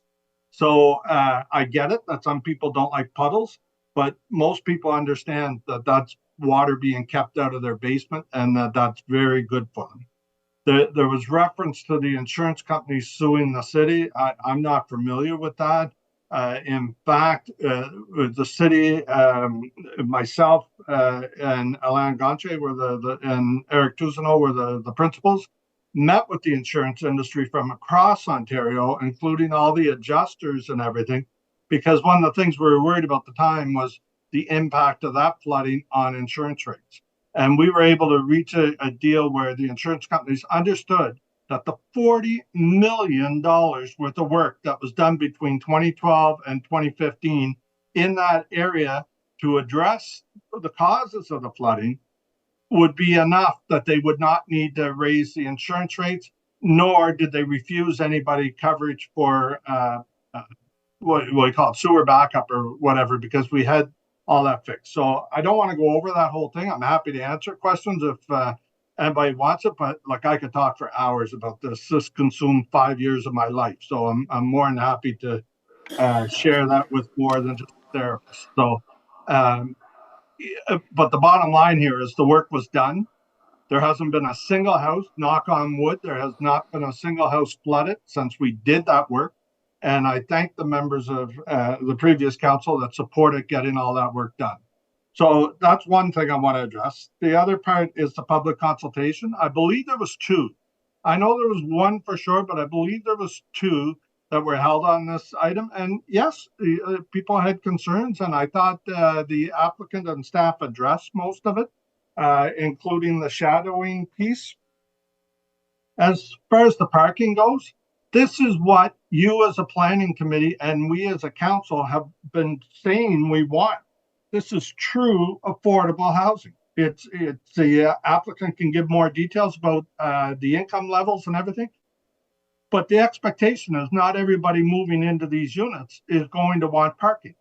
It's also on one of the best transit locations in my ward. It's one of the few areas where you can get transit 18 hours a day.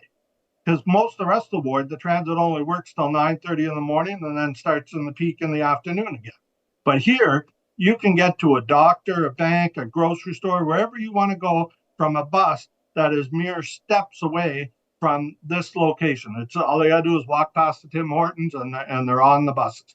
So I think it's, and many other residents have expressed that this is the perfect location to try to do a significant affordable housing unit. I encourage you to take a look at the work that's being done here. I believe, Chair, I believe the proponent also has an application or a building already built in your ward as well.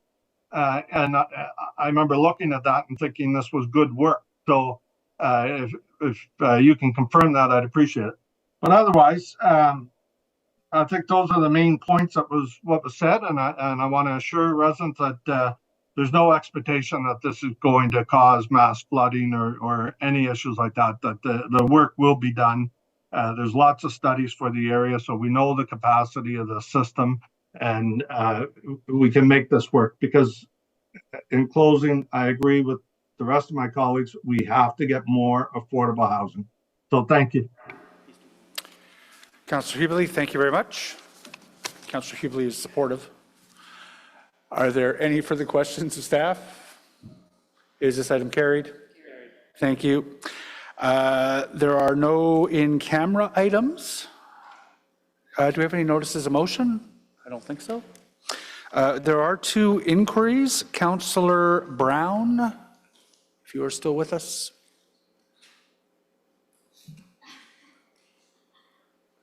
I'm going to let Councillor Johnson go first, and then we'll come back to you, Councillor Brown.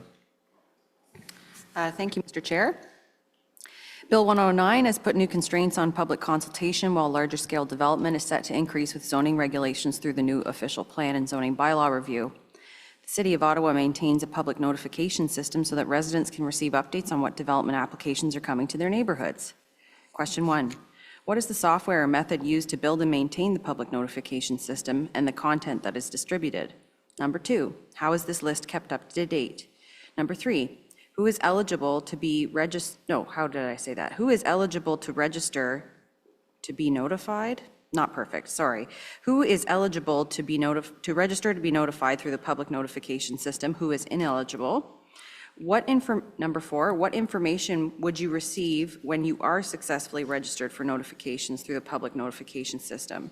Is it based on geographic boundaries or tied to a specific application? Is it a permanent registration, or does it expire after a length of time?